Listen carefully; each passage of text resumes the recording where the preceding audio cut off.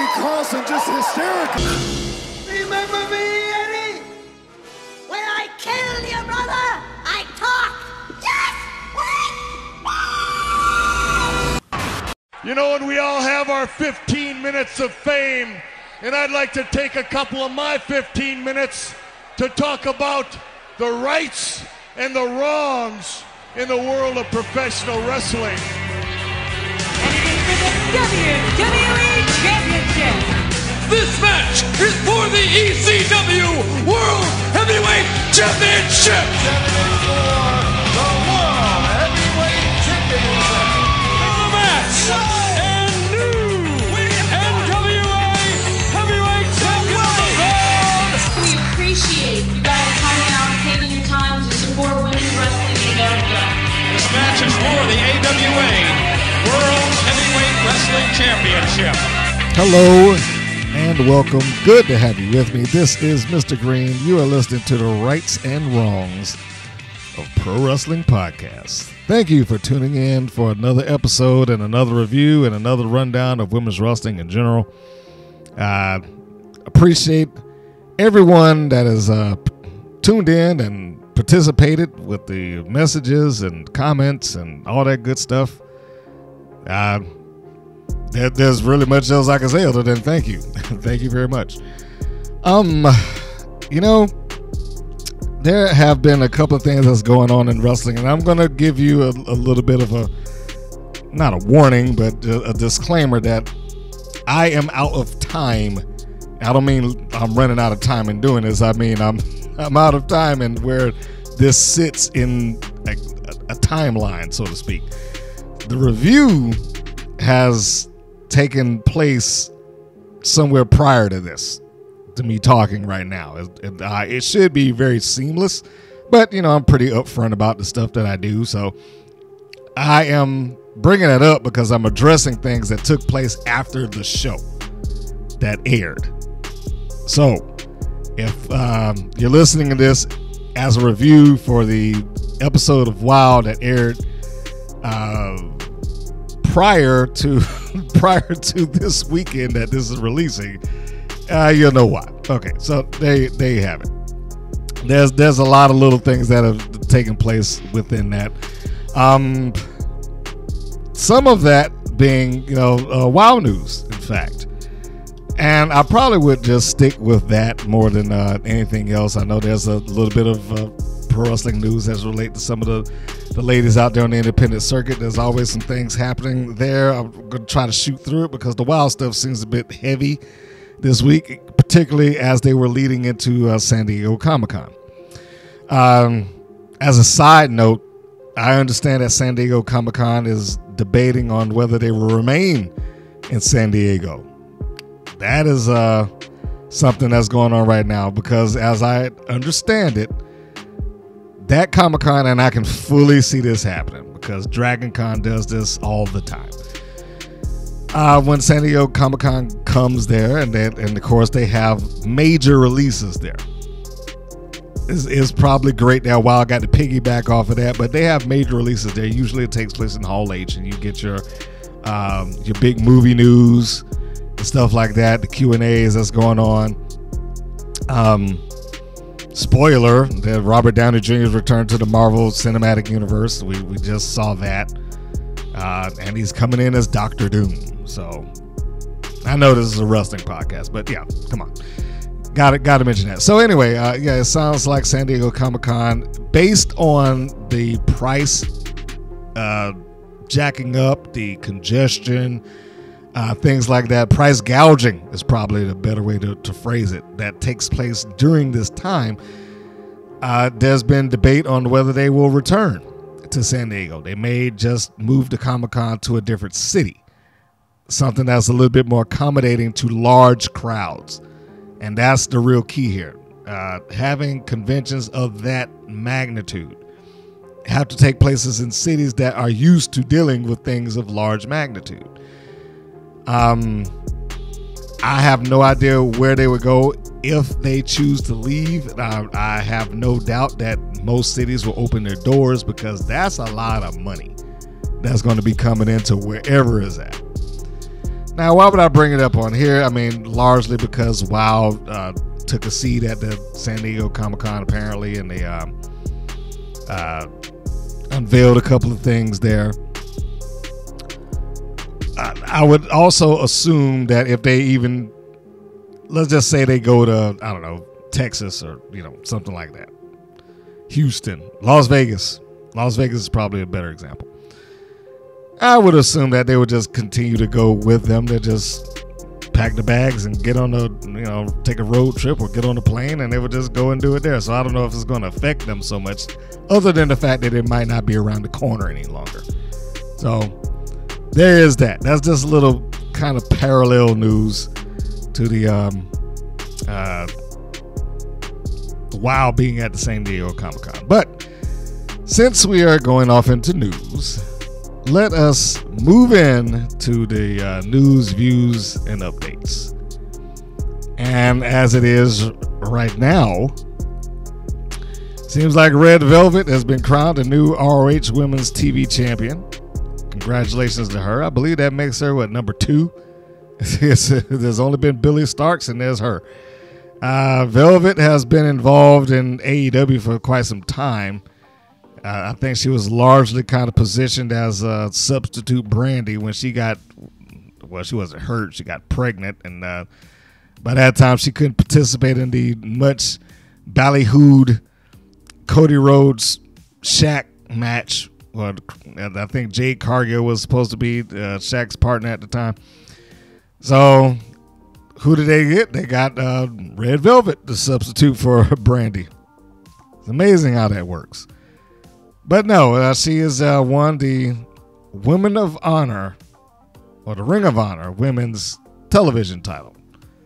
Not really sure that they needed a secondary championship, but it's Tony Khan and he likes to have things like that. So bravo to her. Congratulations.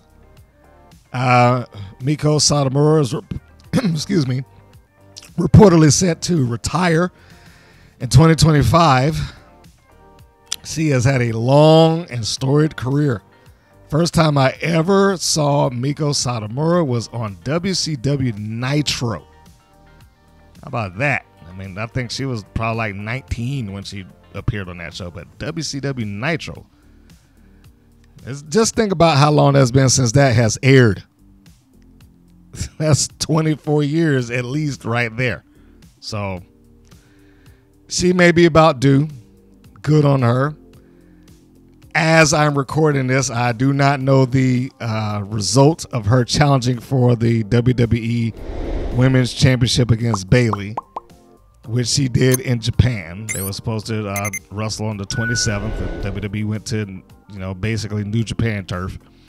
I would imagine she didn't win. I don't know that for a fact. Like I said, I haven't looked up any results, but I would imagine she didn't. It was probably just a nice little, hey, thank you for coming in, and we're going to give you the opportunity to wrestle in front of your fans and your home country. So good on that. Camille, former NWA Women's World Champion, has finally debuted with AEW. And what is she doing? Well, she looks like she's going to be the muscle. The muscle for one CEO. I was about to say Sasha Banks. Mercedes Moné. So how long will it be before she reverts into challenging for the championship herself? Who knows?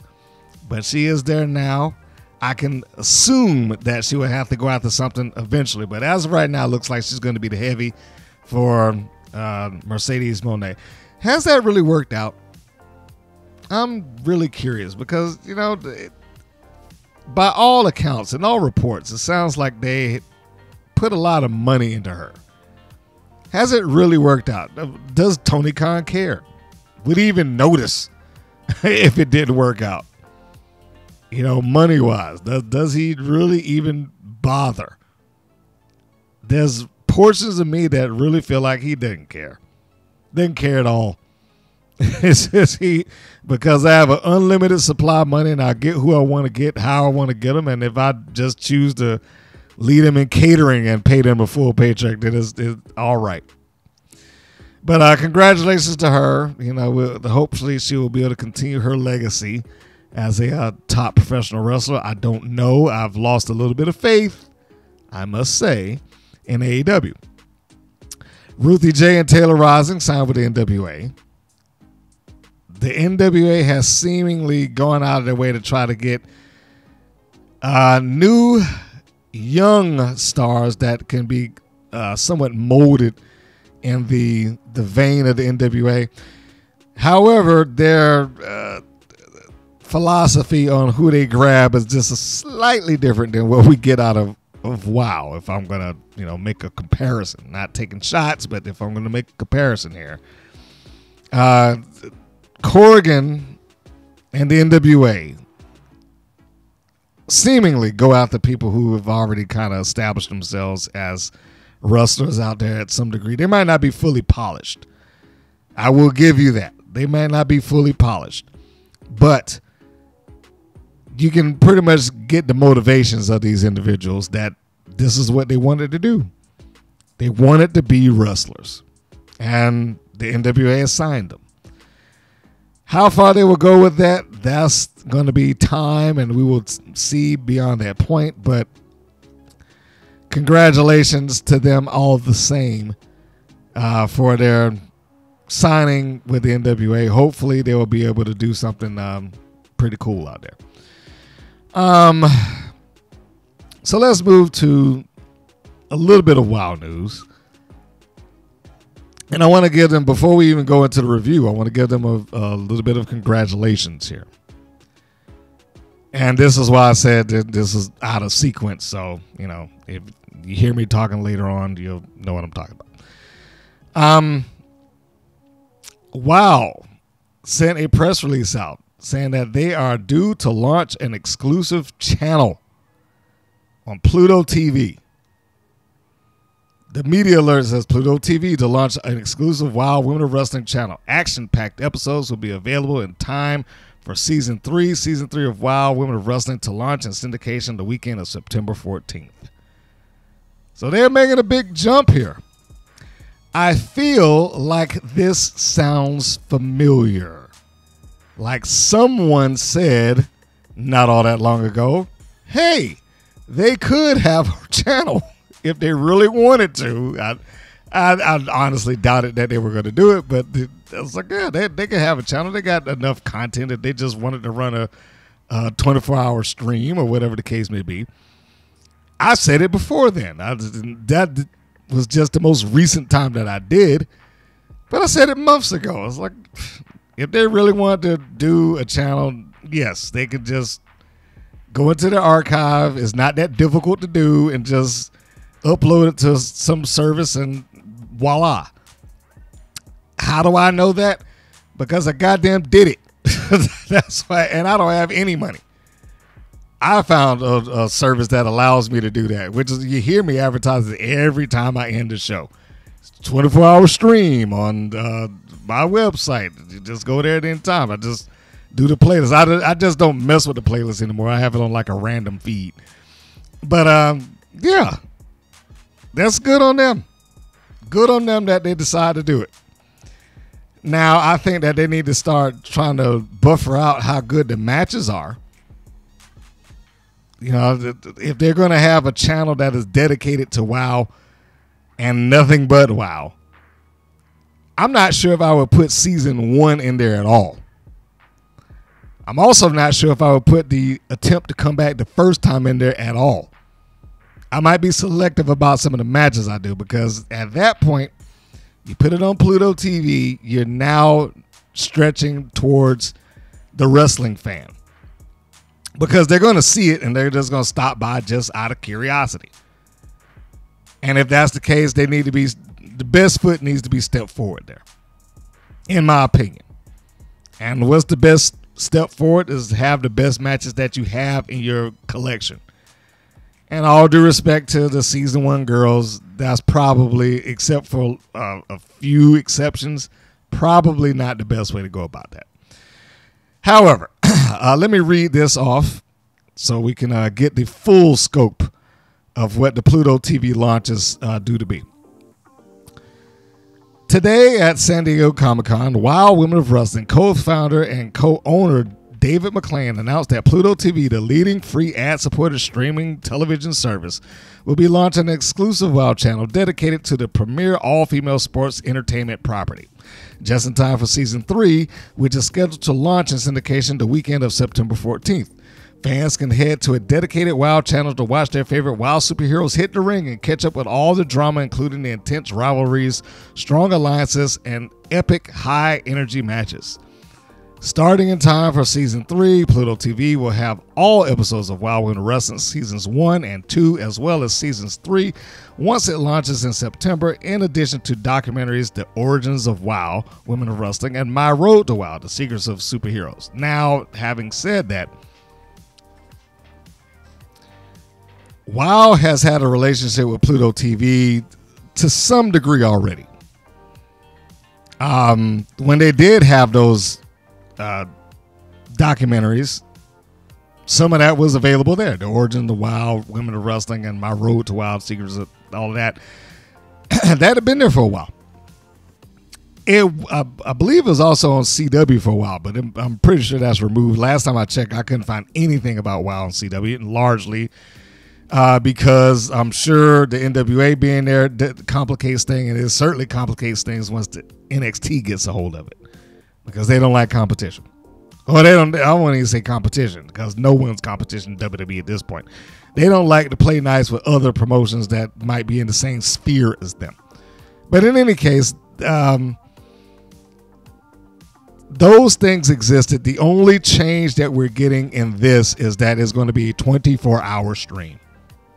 Like I said, pretty much what I have on my channel now, I just do not, I don't create new content for it all the time. Because, I don't have a millionaire burning a hole in my pocket for me to make those type of matches anymore. So they have this. The documentaries have been there. I am going to assume that they are going to exist in the VOD section as well, along with the stream. Now, how long that stays there, that's going to be up to WOW and how much they want to fund into it, because there have been channels that have come and gone in the Pluto TV. If you're not familiar with it, it's like its own little cable service, a self-contained cable provider. That's the best way I could describe it, because even though it's an app in and of itself, there are multiple channels within Pluto TV. For those of you who not used it, don't know anything about it or anything like that, it is also tied into Paramount Global, which is probably largely why this exists. They already have a relationship with Paramount Global. I personally sit in the CBS hub, and that's all they advertise. We got plenty of commercials for Pluto TV, and they'll always run on CBS. You probably would not see them many other places. If you do, it's very likely that it's owned by Paramount Global. So there you go. But credit where credit's due. Bravo. I hope that they do something useful with it. I also hope that they actually advertise it. One of the big things that WOW has been really hard pressed on doing is advertising stuff that they have. There are people that I know for a fact had no idea about those documentaries that I mentioned in that press release. And they've been out for at least, what are we in? We're in the 7th month now, so at least 8 months worth of time. Almost a full year. And there were people who were like, I didn't know that thing existed, because WOW doesn't advertise it. I, for the benefit of WOW, would hope that going into this next season that they got coming up, that some of the narrative or some of what their presentation would change and allow them to advertise their content. Yes, there are going to be some people that are just going to go on Pluto TV and they're going to stumble across it. That is very true. But They have a show on syndicated television. There's really no reason for them not to just create a 30-second spot saying, if you like WoW, go check us out on Pluto TV, you know, whatever the case may be, or put a banner up on the ring apron. Do a lower third. There's probably any number of ways that they can do that. Flash a QR code that lets them scan it and take them right to it. Or provide them all the information that they need. All of these things could work. I'm just saying. There you go. There are times, I will admit, I was like, you know, people around me, particularly at my job, was like, hey, didn't you say that? I was like, oh, yeah, I did. I was like, they should be paid. I was like, look, bro, I cannot prove that anything I said goes into any ears in WoW's management or decision makers. This I cannot prove. I really do. I appreciate the idea that some people out there think that I am inadvertently responsible for some of these changes that are taking place. But I really think you're giving me too much credit. Somebody there would have to say, no, this happened for me to start to believe that. I cannot justify people like, yeah, they robbed my stuff. But hey, if it did and I could prove it, they would hear about it. I cannot, so they won't. That's why I won't go any further than that. I do appreciate that some people out there feel like I had that kind of influence there. I'm a nobody. I don't have any influence in any of this stuff. So, you know, now I'm not going to turn away if Genie Bus decides to cut me a check. but I sincerely doubt that's going to take place. Speaking of San Diego Comic-Con, you know, we talked about that poster, about an episode ago? What I just found out is Exodus is a graphic designer. Why wasn't she used? She has a website and everything. Karen Tran. Why on earth would you not use somebody who's in-house talent? Maybe she didn't go around advertising the fact that she does graphic design. I don't know. I don't even remember how I stumbled across it. I think it was on Instagram or something like that. But I found the link and then I went to the site. I was like, wait a minute. That's Exodus. And she's got good stuff here. Why didn't they use this? She could have made a poster. She at least put a filter on it or something like that to give it some more pop. But, you know, what do I know?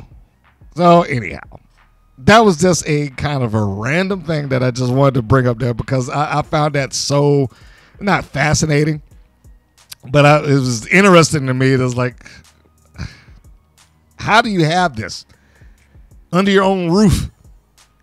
Even if she was home that weekend, you got a number or email, I'm certain. Hey, can you make us a poster? We'll pay you. I don't know. One other thing before we go off into the review, because, you know, every so often I get some questions or comments and things of that nature, and I feel obligated to respond and talk about it and, you know, and have a conversation thereof about the subject matter that was presented to me. One of those questions came from a coworker, because as some of you already know, anybody that's listening to this now, I will reset the table and say in my day-to-day life, I am, without a lot of detail, a master control operator, and I operate in a CBS hub. That hub views television stations from across the country, right? So in that room, you know, you have your digital tier channels. You got your main channel, you got your digital channels, like, you know, channel 5.2 and 5.3 and so on and so forth. But one of those channels, they air WoW.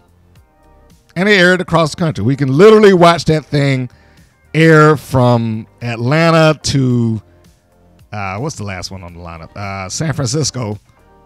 Just time zone one after the other, just down the line. From right to left, if you're standing there looking at it in front of the room. It'll just be one time zone after another.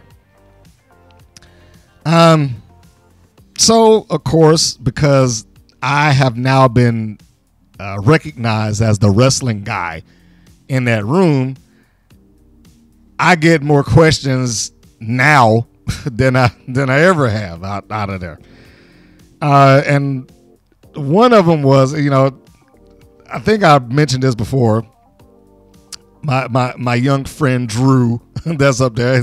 I told you guys that he was at a point where he was looking for problems at a while. He was just like digging to find something because I think he just felt like that's what you're supposed to do. Just look at this and pick it apart and find some issues. And that's why I was like, look, I created a monster here. But I had to kind of bring that down. I think I might have reined it in. I might have taken the monster off of his rampage. But I also got a question from other people that was around as we were doing this, as we were having this conversation. The question was, if you are, I'm trying to phrase it right and not sound mean as the way that was presented. If you are so high-strung against the WoW original girls, that's the only way I could say it. I didn't think I was high-strung against them. It's just some of them I didn't really see as value to the roster at this moment. Okay, that's probably about the best way I could put it. So if you were so against, or you had questions about, are there any original WoW girls, the ones that are trained specifically through WoW, that you would use if you had carte blanche with the creative? And I thought, oh wow, that is a good question.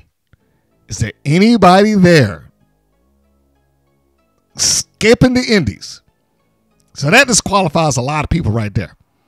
People that I like. It takes me out of that immediately. Is there anybody there that has just been trained specifically through WoW that I would turn around and like, okay, let me recruit this person? And that required some legitimate thought. I said, I don't know. Let me see here. And I probably have 3 to 4 that I would attempt to use on first glance. And I'm going to share those and why. Number 1, G.I. Jane. I have said before that I like Jane. She and everybody that I'm going to name is pretty basic in their work at this point. And that is to be expected because they aren't years into this thing. Like a Jesse Jones, like a Reina Del Rey, like a Amber O'Neil, or whoever, Fury, or who. There's any number of people that's been doing that for a while. So for the experience level that they have, I think they're fair. And you could probably do something with them. Now, and all of this is based on whether I think that you could get something out of them or not. I think you can get something out of G.I. Jane. Proper direction. Maybe if they got the chance to work with some people better than them. That's one of the real things I'll push for. Is like they need to be working with people that's better than them, so they can learn something. But she would probably be one of the top on my list. At the moment, Chainsaw. Because I can get around her not being great in the ring. If she's a monster, she can do that. And she could be, sloppy isn't the word, but she can be not as polished as the rest and still be effective in that environment. You would want to get her better. Don't get me wrong. I'm not saying leave her that way. Same rules apply with her and Jane. If you have her with some people that you trust and that can bring stuff out of her, I think that you can get some mileage off of that.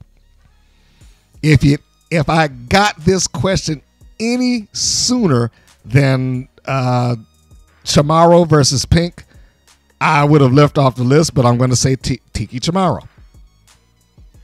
It would probably require a little bit of a personality overhaul, but I think I could get something out of that if necessary. I think you can get a program out of her and Penelope Pink, quite honestly, right now. It's a shame that it didn't go anywhere. It's like she won, and then it's just, all right, well, you disappear. There was one more. Who was that? It's Keita Rush. Keita Rush. I would use her. If she's there, I would, if she something that she wanted to do, I would apply her to some level of what I was doing. Why? Because I do think, again, you get something out of her. Now, in the Wilds universe, Keita Rush would be considered a veteran because she's been in there for like 10 years. But unfortunately for her, the same rules about what I said about Steffi Slays apply, in that she's been in the wrestling business for 10 years, but she hasn't wrestled for 10 years. She doesn't have that kind of experience underneath her. So much like Steffi Slays, they're like veteran rookies. That's probably the best way that you could describe it. They've been in and labeled as wrestlers for since 2013, well over 10 years. But if you look at their record entirely, they're probably less than 40 matches overall. But that doesn't mean that you couldn't get something out of them. That doesn't mean that you couldn't get them in there with somebody who can actually push them and make them learn and understand why you're doing this, when you're doing it, what for, how this affects the audience, what is this going to do for your character / persona down the line, all that good stuff.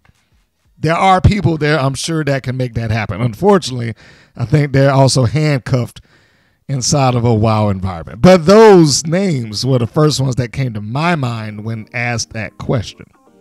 I think that I thought it was a good question. I thought it was like, well, okay, because I never really gave that thought before. So it was never an idea. First off, I don't have a wrestling promotion, so it's not something I would think about. But it was never a thought that crossed my mind of like that some other promotion would actually reach out to WoW to try to draft people. People leaving and deciding to try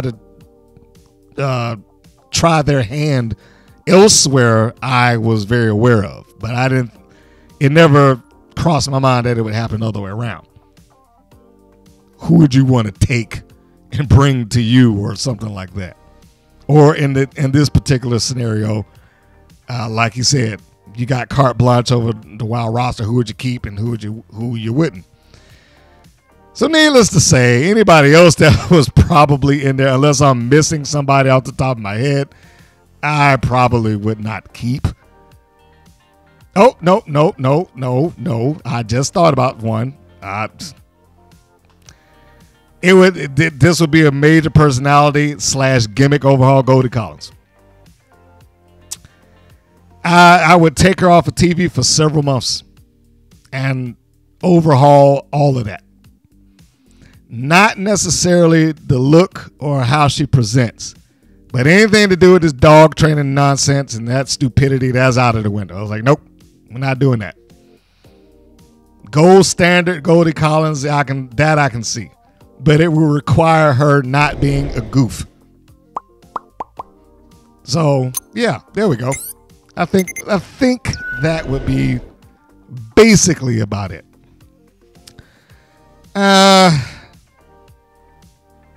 There was a lot of chatter and talk in the room. One of these days I might need to just bring my recorder and go through all of this with the boys and get that down so somebody else can hear it. I'm sure the management probably wouldn't like that, so never mind. But anyway, the chatter in there, it usually gives me some insight to what the average pair of eyes think about and look at when they watch WoW. I've said on a couple of occasions they became like the gauge for me. Like, what does somebody who does not really bother to watch wrestling think about when they look at these, the talent that's on the screen? And out of, if I got 10 people that happen to be watching it that day while we're in, Master Control, I'd say 8 of them would agree with whatever the previous person said.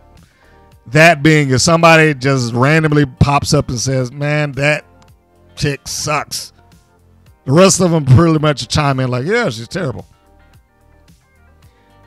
And conversely, if it goes the other way, wow, that was pretty good, it's usually a unanimous thing. It becomes very clear and very evident when you see them up on the screen if they do something that's blatantly good or blatantly bad. Which is why I've repeated a number of times that, hey, look, when something happens up there, it's not just that person that gets hit, it is the entirety of WoW. You are representing that television show. I'm hard pressed to say promotion right now, but you're representing that television show. So there's a lot of weight that goes with that. Needless to say, how WoW presents with that, getting people who are less trained than they should be for a national television environment, is not a philosophy that I share, especially for what they're trying to do. WoW has positioned themselves as we're women's empowerment. We're showing the world that women can do everything that a man can do and all that good stuff. That has been the narrative that they have stuck to since they've come out of the gate this time around. This is number 4, I think. But that's been the narrative. That was the narrative that they took at San Diego Comic-Con to rope that back around. It's women's empowerment. I'm glad I can get out here and wrestle and make some little girl happy because she can see that she can come in the ring and she can be strong and a superhero and et cetera, et cetera, et cetera. I'm sure Jeannie Buss is very proud of herself with that. But like I said, the philosophy that I have versus what David McLane has is entirely different. I think that WoW oftentimes, and I'm sure they don't perceive it this way, I think they hold some of these ladies back. Quite honestly. I think having some talents there who have to dumb down their style in order to accommodate the next person only serves to make them look bad too. Never mind the fact that, it makes them nearly incapable of selling the match bell to bell. It's almost like we can only depend on the storyline. I can't even say the angle, but the storyline that they have, and hopefully that will draw people in. As loosely built as it is, that'll get them. I'm a little bit opposite of that. If you've listened to this podcast, I'm very much opposite of that. I shouldn't even have said a little bit. I am very much opposite of that. I believe that the stakes should be higher. I believe that you should have some build. I believe that the personalities need to be strong. And if you don't let them do that, then there's no hope for them to get over. Tell me, have you ever heard Sandy Shore Crystal Water say a word on TV, promo, interview, describe what it is that they want? Ever? Aside from the fact that they get on there and they have to do their country girl shtick, what is it that Big Rick Betty and Holly Swagger are about? Nothing? Right? No? Got nothing? What about the Bandidas? What about the Classmaster? What about Samantha Smart? They all talk, maybe not long. They all say stuff. But has it helped you understand who they are? In any capacity. Has it helped you in the least? That's what I mean. My philosophy and his philosophy do not mesh. But, you know, that is wrestling for you. Lastly, before we go off into the review, you are all aware that WoW has new tapings coming up. I believe I brought it up before, but I'm certainly going to make sure that I bring it up now. So if you happen to be out there in Glendale, California, you too can see the next couple of tapings of WoW. Taping being a loose word because no one uses tape anymore. But let us read through the press release. And I know I said it before, but here's another bravo point for WoW. I want to give credit where it's due. The restructuring and retooling of their website. Thank goodness that they've decided to have somebody do this. But shall we read this? It says Glendale's new 30,000 plus movie and television studio, East End Studios, to host 8 spectacular events. The Glendale Chamber of Commerce and Wild Television Enterprises LLC today announced a first-of-its-kind alliance that will bring 8 worldwide live events to Glendale, California, kicking off Friday, August 2nd. Glendale state-of-the-art movie and television studio East End Studios will host the high-flying Wild superheroes as they battle in the ring. We are excited to help facilitate the support of our new member, WoW, and this fun, family-friendly entertainment for our community of business and families, said Judy Kendall, President and CEO of Glendale Chamber of Commerce. While we support the growth of our business community, we will work with WoW to bring valued financial support to our community charities and nonprofits. Glendale is a special city that represents a commitment to diversity, equity, and inclusion. This foundation mirrors that of our athletic roster of WoW superheroes, said David McLane, CEO of WoW. With our new membership in the Glendale Chamber of Commerce, we are working with local organizations and businesses to bolster our events and identifying charities and nonprofits that could benefit from WoW's financial and community support. WoW and the Glendale Chamber of Commerce will work with community partners to create access to free events, tickets, and financial benefits from WoW for interested nonprofits and charities of the community. WoW, which is co-owned and co-founded by Los Angeles Lakers majority owner, What governor? What is he the governor of? Okay, anyway, let me... that just caught me off guard. Sorry. Anyway, let me move on. Jeannie Buss and McLane is the only all-women's wrestling league seen on worldwide television. WoW is in syndication in 100% of the U.S. TV markets. WoW programming is distributed by Paramount Global Content Distribution. Locally, KCAL Television broadcasts WoW each Saturday at 11 p.m. WoW events will rival a Broadway theatrical production with spectacular lighting, music, and drama playing out over 4 weeks. In August, with over 50 WoW superheroes doing battle.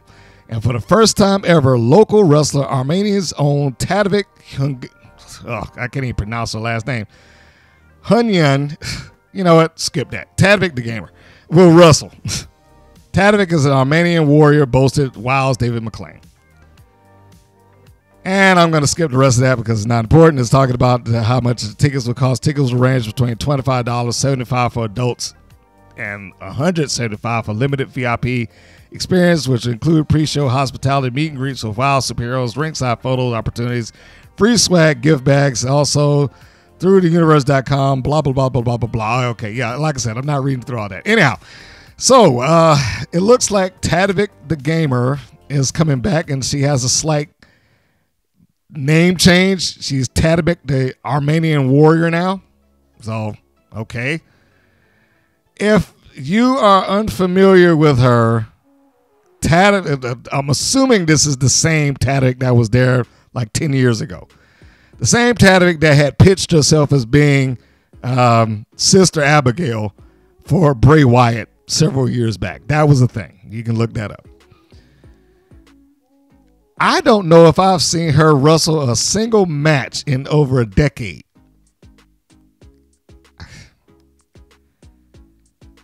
you know, as much as I want to praise them for, you know, hey, look, this is what every wrestling promotion does. This is, you know, this is not a new formula.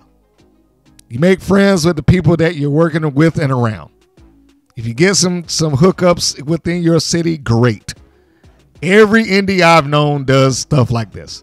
So it's not it's not shocking. And I'm not saying this as not some thumbs up. In fact, bravo to you.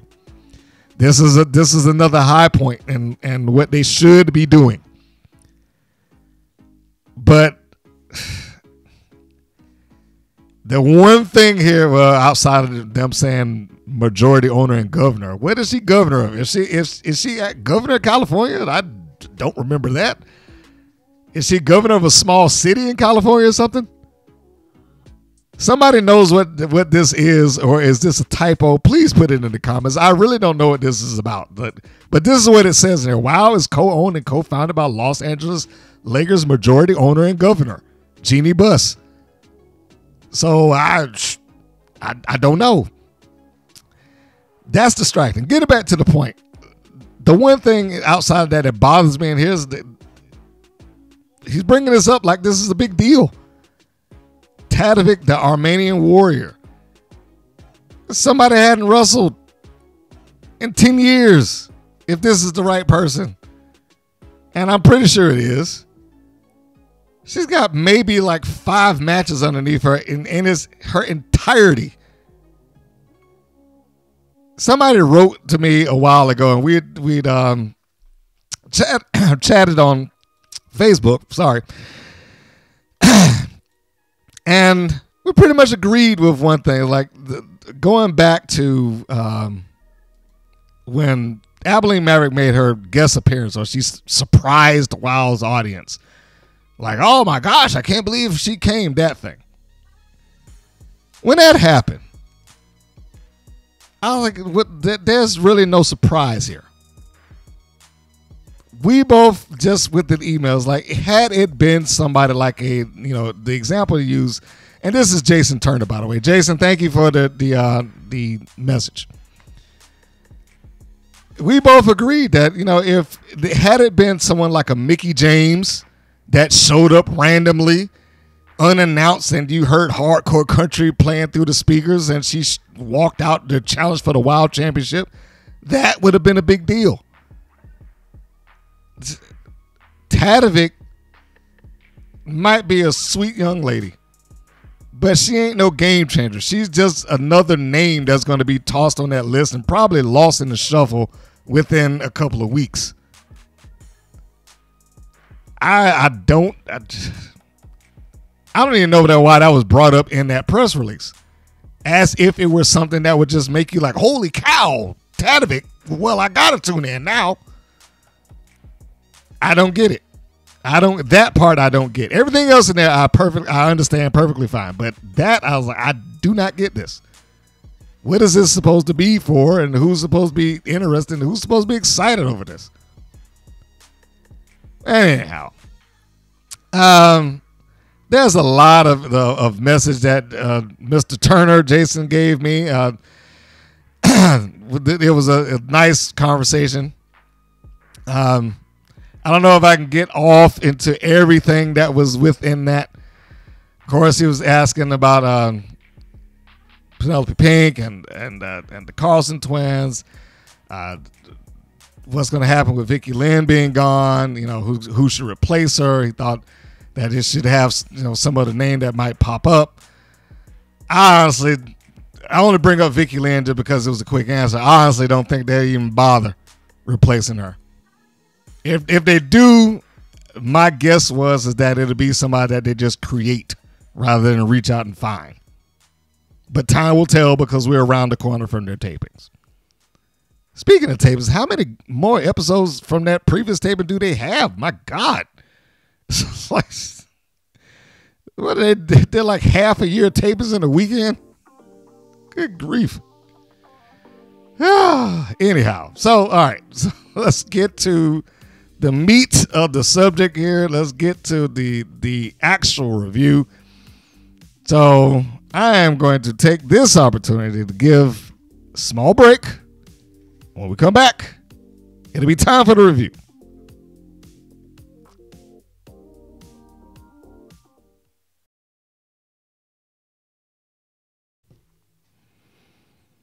All right, and we're back. So here we go, folks. This is the review of WoW. It is going to be episode 245. Chronologically speaking, it's going to be episode 97. Can you believe that? They're just a hair under 100 episodes.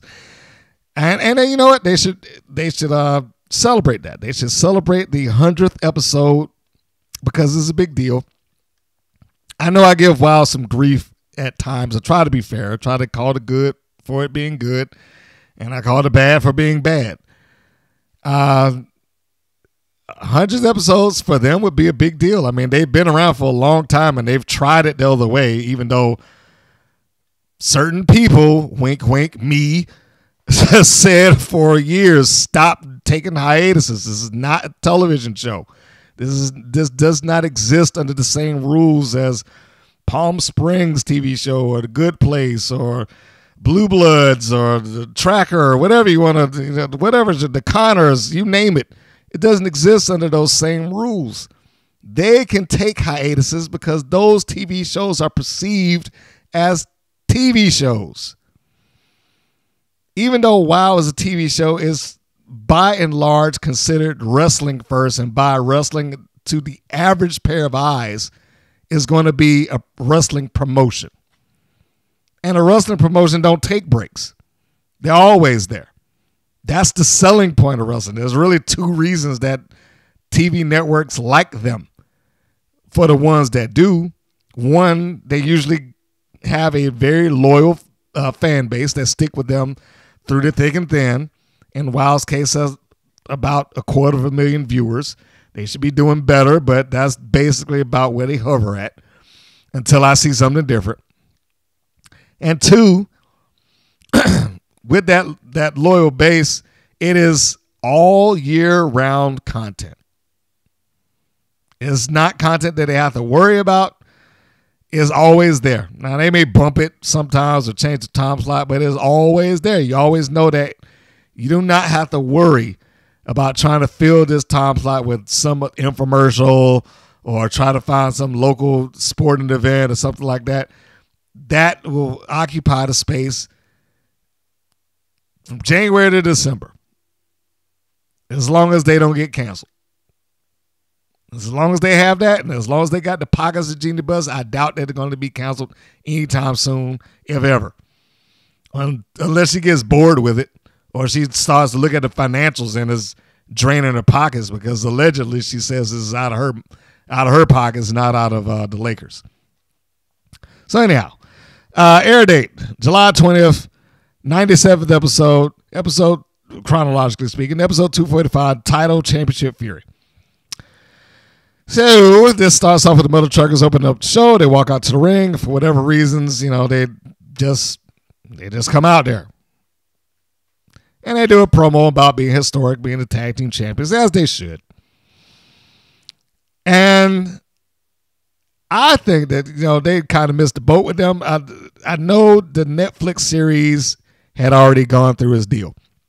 And they have a segment on there, and they got to relate their personalities and all that stuff like that. But WoW should have been doing that.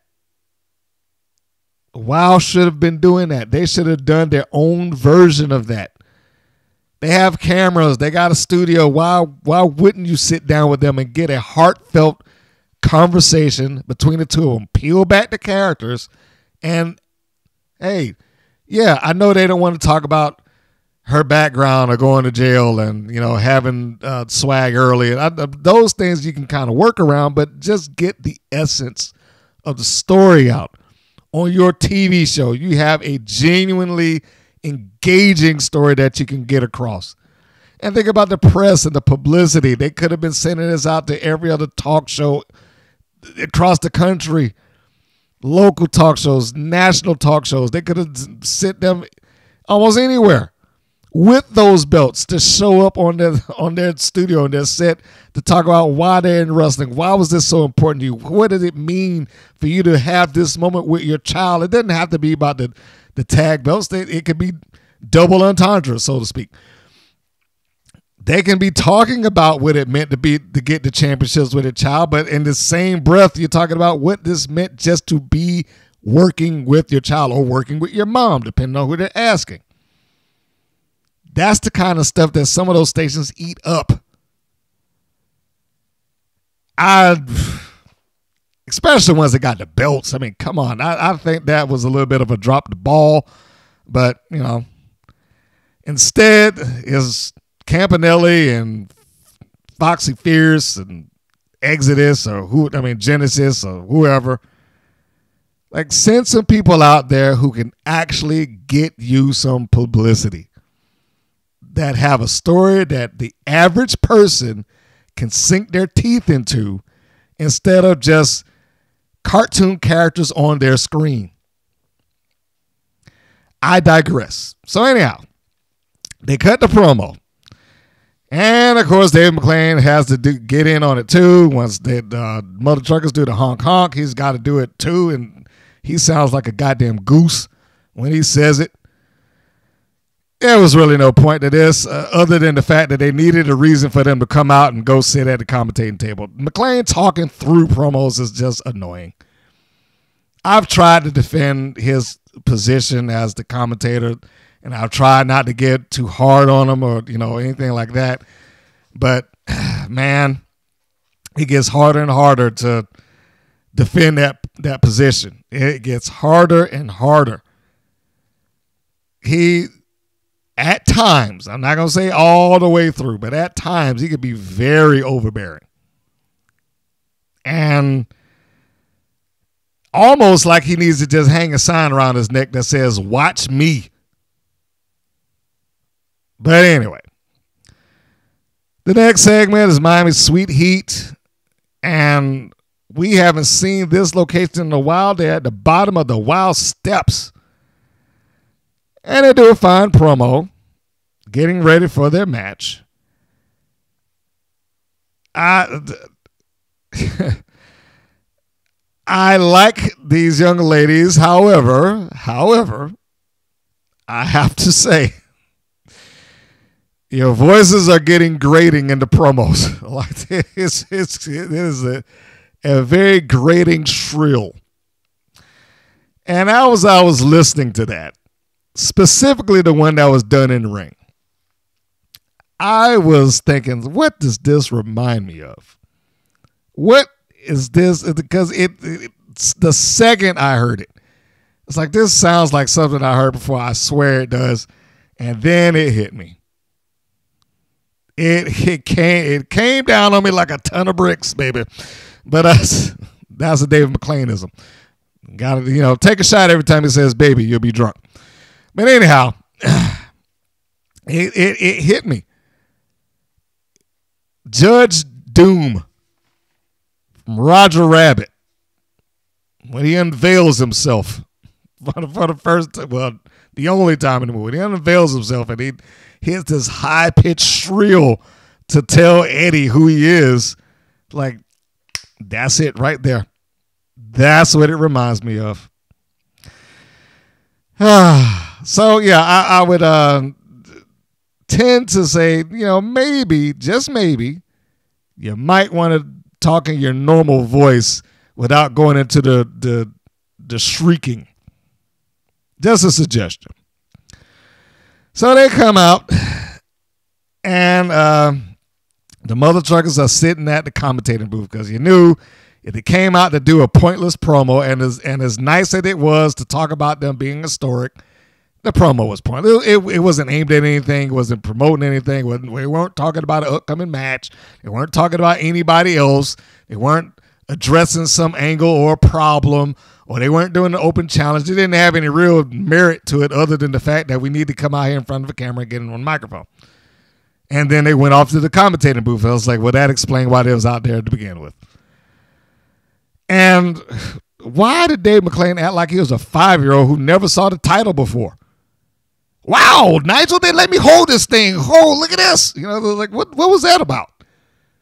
Didn't you make these things, have them designed, or whatever the case would be? It's like, I have never seen, and I said on this program I don't typically like to use mark as terminology, but I don't know if I've ever seen such a mark moment than that. I mean, just go and look at the footage of that. And in your mind, apply that to a child. You wouldn't have to change anything. Like, it's just like holding it up and waving it around. Like, wow, man, I've never held a championship belt before. This is neat. That's what it felt like he was about to do. Oh, boy. Anyway. It seems so petty and small.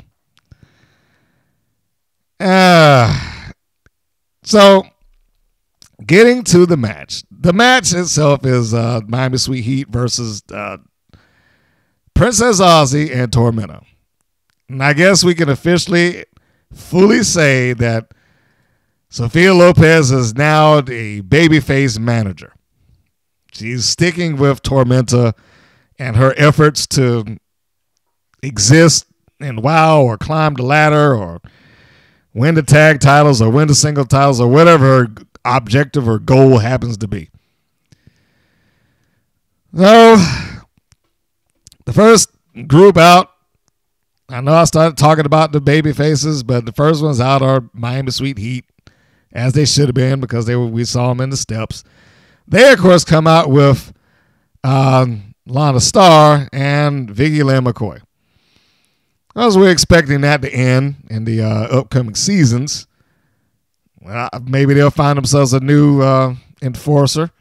Maybe not. Who knows? So they come and do their thing. Now, I'm not going to go through the play-by-play of all this because it's probably a longer match than what WoW would normally do just in general. I was kind of surprised that they gave this kind of time to it. I mean, generally, you got the matches that go like 3 minutes. Here, they went about a good 10. But considering the participants in the matches, probably I shouldn't be completely surprised. Sophia Lopez comes out leading the baby faces, and she is where she has always wanted to be. She probably never should have been a heel to begin with going into this season. She's always come out shaking hands and handing out cards and smiling and whatnot. Now she could do it without having to somehow inexplicably revert to being a heel in the middle of the match and cheating. Now she could hand out cards and smile and not have to cheat and look pretty and all that good stuff. She looks like she's enjoying it, just handshaking and everything. So we have laid the groundwork for her as a babyface manager, which also means that her primary objective out there is just to stand around now because she's not going to cheat. She's just going to be out there and, pose with her team. The team looks good. Princess Aussie and Tormenta look great together. I don't know how long this particular team will last. I don't even know if they have an objective because I don't know if they've ever spoken about it. Like, hey, we're together now. We're going to go after the tag team titles and, do it for WoW or do it for Sophia. Well, I don't know. Whatever. They're just together without any other rhyme or reason beyond that Aussie needed a partner for whatever that situation was some months ago, and now they're just kind of sticking with it. Yeah, have McLane act like he has to deal with the mother trucker. Well, all of them have to deal with the mother truckers. They're on commentary. They're doing their southern shtick, I should say. Let me get the words right. They're doing their southern stick. I've long said they seem like they play that up. I've heard their talk or their dialect. Yes, there's some southern drawl there, but I do not ever remember it being as pronounced as it was since before they got to WoW. They are going to sit there and they're going to talk through about, them being cheaters and losers, and all that good stuff. The match was fine. I will even go so far as say I enjoyed the match. It did have its points where there was some stutter steps or pauses or whatever the case may be. One of those things being I hope Aussie and Tormenta retired that tandem move, or at least change it around a little bit so that it runs a little smoother. Later on down the match, I'm sure you've seen it where they try to do the combo lung blower / wheelbarrow thing. And it just, it makes whoever it is that they're trying to do that to, the times that I've seen it, they got to pause. They have to stop. They have to take a breath, and then they got to charge off to them. So I don't know. I mean, it's a good idea and concept, but again, when you're doing that on this show for the people that are watching it, especially when you catch the casual viewer, when they see stuff like that, they don't see, okay, well, they're trying their best. They just see screw up. And at this stage, despite the fact that they have years underneath them, they're still establishing the brand of WoW. And I think that they got to work a little better for that. Lindsay, at some point in the ring, we got Princess Aussie and Lindsay in there. Aussie is about to shoot Lindsay off. Lindsay does the reversal. And when she does this reversal, it's just like inexplicably, my knee. Which just looked weird. I understood what it was for. It was supposed to be a fake out, but it's like it's almost like it didn't catch. And then within seconds, she whatever lie that she was trying to tell, she immediately abandoned so she could go out there and be with her heel compadres, while Laurie goes over there and starts engaging with Tormenta. The referee is just pretty much doing nothing. Referees are ineffective. And WoW's rules seem to be on a sliding scale. They don't seem to have any hard, set, fast rules here. They just change it when they need to change it. Vicky Lynn McCoy and Lindsay, they get some work done on Aussie before she gets back into the ring. Sophia Lopez is over on the other side, look like she's panicking, and what are they doing? That type of thing. There are times in this match, maybe it's me and somebody else can chime in on it, but there's times in this match where the audio that David has sounds off. It's like he went back in and did some ADR for his commentary. I don't know what he would have been covering up. Maybe it was some references to things that are no longer going to take place. I don't know, but it just didn't seem like it was alongside of what was shot there live. Aussie gets choked out on the bottom ropes. I never really liked that, grabbing the wrists and just pulling them down like that. I much prefer when they just grab around the back of the head and it looks like they're trying to choke them. The grabbing on the wrist thing, I was like, it doesn't look like it's really doing anything other than being a minor inconvenience, quite honestly. Like, you're shaking me up and down on a rope, stop that. That type of thing. So, anyhow, match continues. Tormenta is the one that gets to come in for the hot tag while Miami Sweet Heat do their thing. This was a match for a Sweet Heat. Sophia Lopez looks like she was about to burst into tears out there. Like, her personality has completely changed. She sees Aussie out there getting in trouble. She looks like she's about to cry for her. And I don't think that should be the case for her. She's still a manager. She's still supposed to be a lawyer. So, I mean, yeah, are they your friends? Sure, but let's show some professionalism and decorum out there. So anyhow, Princess Aussie is the ones that's taking most of the heat here. She's getting beat up on by the members of Miami Sweet Heat. I didn't realize that I was said taking the heat and then getting the heat. Didn't mean it to come out that way, but that's what it is. Referee, after a roll-up, performs one of my absolute pet peeves in wrestling. he starts counting when there is no earthly way that he could have seen the shoulders of Princess Aussie on the mat or not. That became a pet peeve of mine on the Indies because every referee does it. And it takes somebody to say, what are you doing? Go up to the shoulders. There's no way that you could have seen that. You don't know if her shoulders were down or not. You just know that this isn't the finish and they're going for a pin and you're trying to count. So publicly, I'm going to say to whoever the referees are, including the one that was in this particular match, go to the shoulders. You don't count at their butt or their feet. Take the effort and go around.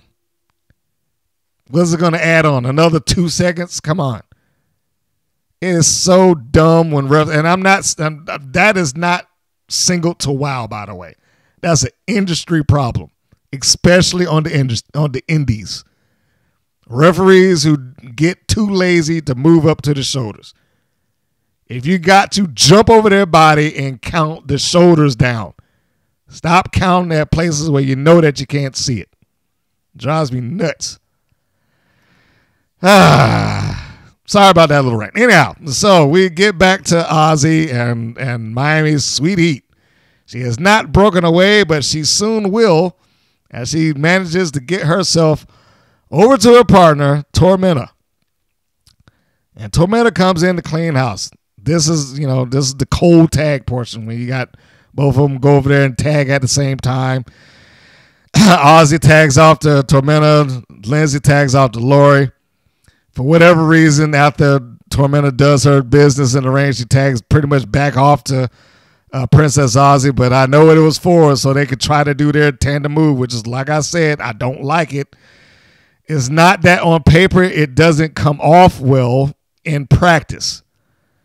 What you got there when they did it was very visibly Lori has to stop what she's doing and not rebound. She does the reversal, shoots Aussie off, gives the back elbow to Tormenta, shoots in. When she shoots into the ropes, pause, wait to see her come up, then she does it. Then she get the lung blower or code breaker, whichever title you prefer. And I wish she hadn't popped down so close to the ropes, but fortunately, I guess she's okay. She didn't snap the back of her neck on that thing or something. Tormenta gives a double knee drop across the chest. Looks good. I don't know how anybody can sit there and take that, though. I was like, man, please do not hurt me doing that. They go for the cover. Lindsay comes in and saves her sister. I'm not even really sure. Did they make a tag beyond this point? Tormenta shoots Lindsay in. They catch her with a cutter. Both of the twins go to the outside, and then they being the baby faces, tune up the house for a double leap out to the floor. Looks like a tope, hilo, and a suicide dive collectively, and they nail them both. Then Vicky Lynn, in full view of David McLane and the referee, just charges out there and beats them both up on the outside of the ring, and no one does a thing about it. They're not disqualified. They're not sent out of the building. Nothing. Did not attempt to hide this. And this is why I say David McLane being there violates the logic of the match. He is the recognized rule of law in WoW. And I can pretty much guess it'll be a matter of weeks before he shows that hand again, where he goes back out there and he makes a decision of some sort. Give me security, or I'm banning you from ringside, or I'm going to give you a title match. He's already shown people that he has the ability to do this. Him sitting at ringside, actively calling that this woman is cheating. What is that about? He's not supposed to be able to do anything about it if he's just a commentator, but he's not. It does not work in the realm of logic. It would be like having an NBA commissioner sit there courtside, watch somebody do a flagrant foul and not say something about it. Or a head referee, if we're going to be more closer to reality. Like a head referee who's actively working, sitting there at ringside like, oh, that looked terrible, and then just letting them do it. It is ridiculous. It's stupid. And this is the only portion of it that I had a problem with. It's like it broke down into just, well, let's just let this happen. We're not going to call for anything, and I'm not going to try to enforce any sort of ruling. And the referee pretty much did that. He just kind of stood around and just let them do it on the outside until they got Aussie back in the ring. They set, meanwhile, Vicky Lynn is slinging Tormenta into the railing on the outside. They didn't do anything about that except call it. And they get Aussie into the ring. They hit her with the fab jab. I still like the finish. And they should stick with that finish. Don't trade it up or do anything else. They should stick with the finish. I only say that because it seems like people in Wild kind of swap and switch finishes here and there. But I like the fab jab. Not necessarily the name, but I can get past that.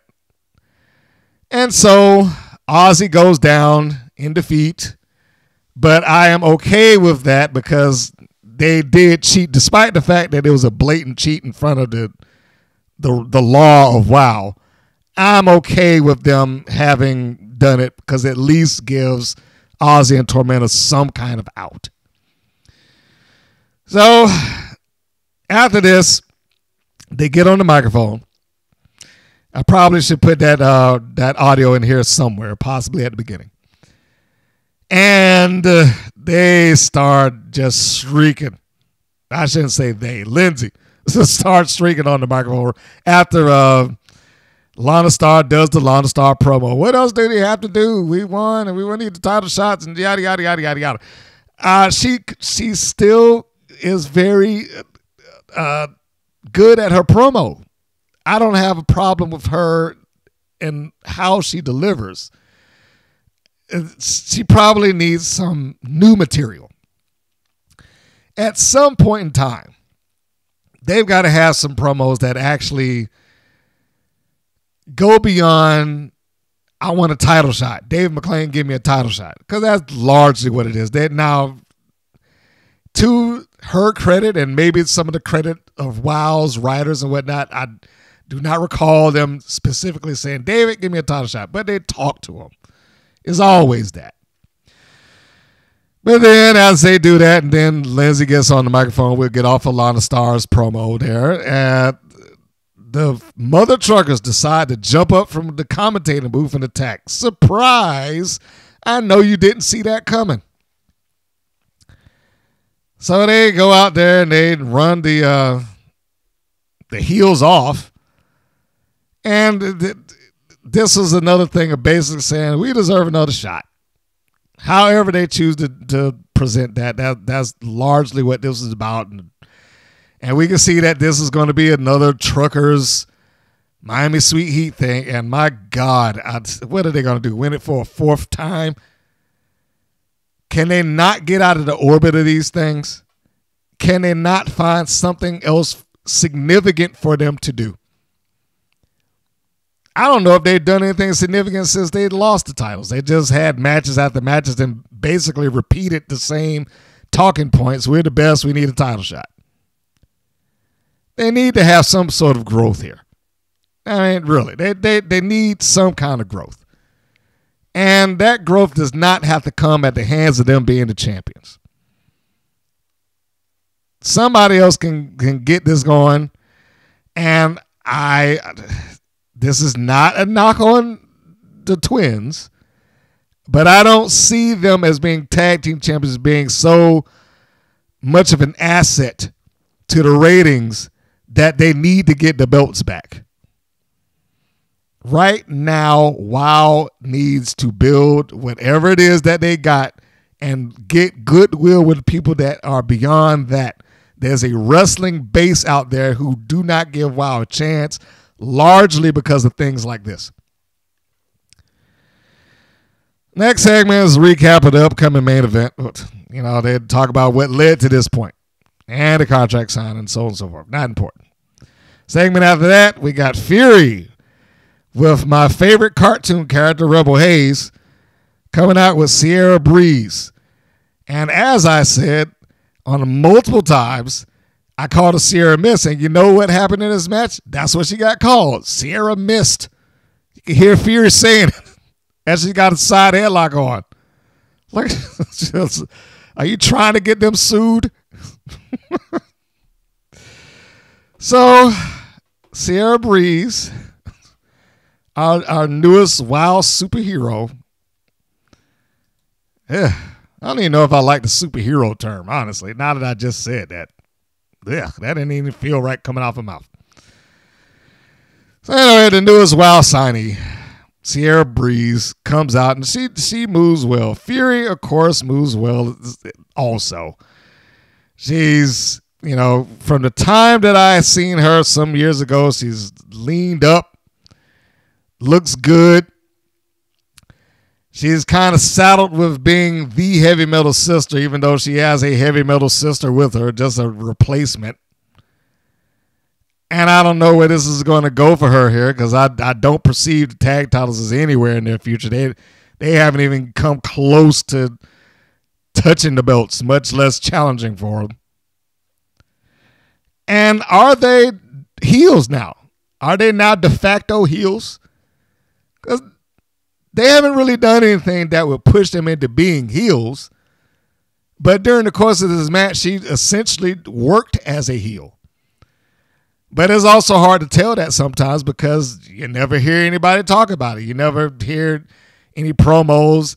And let me just go ahead and say right now, we're not including the promos that take place on IG.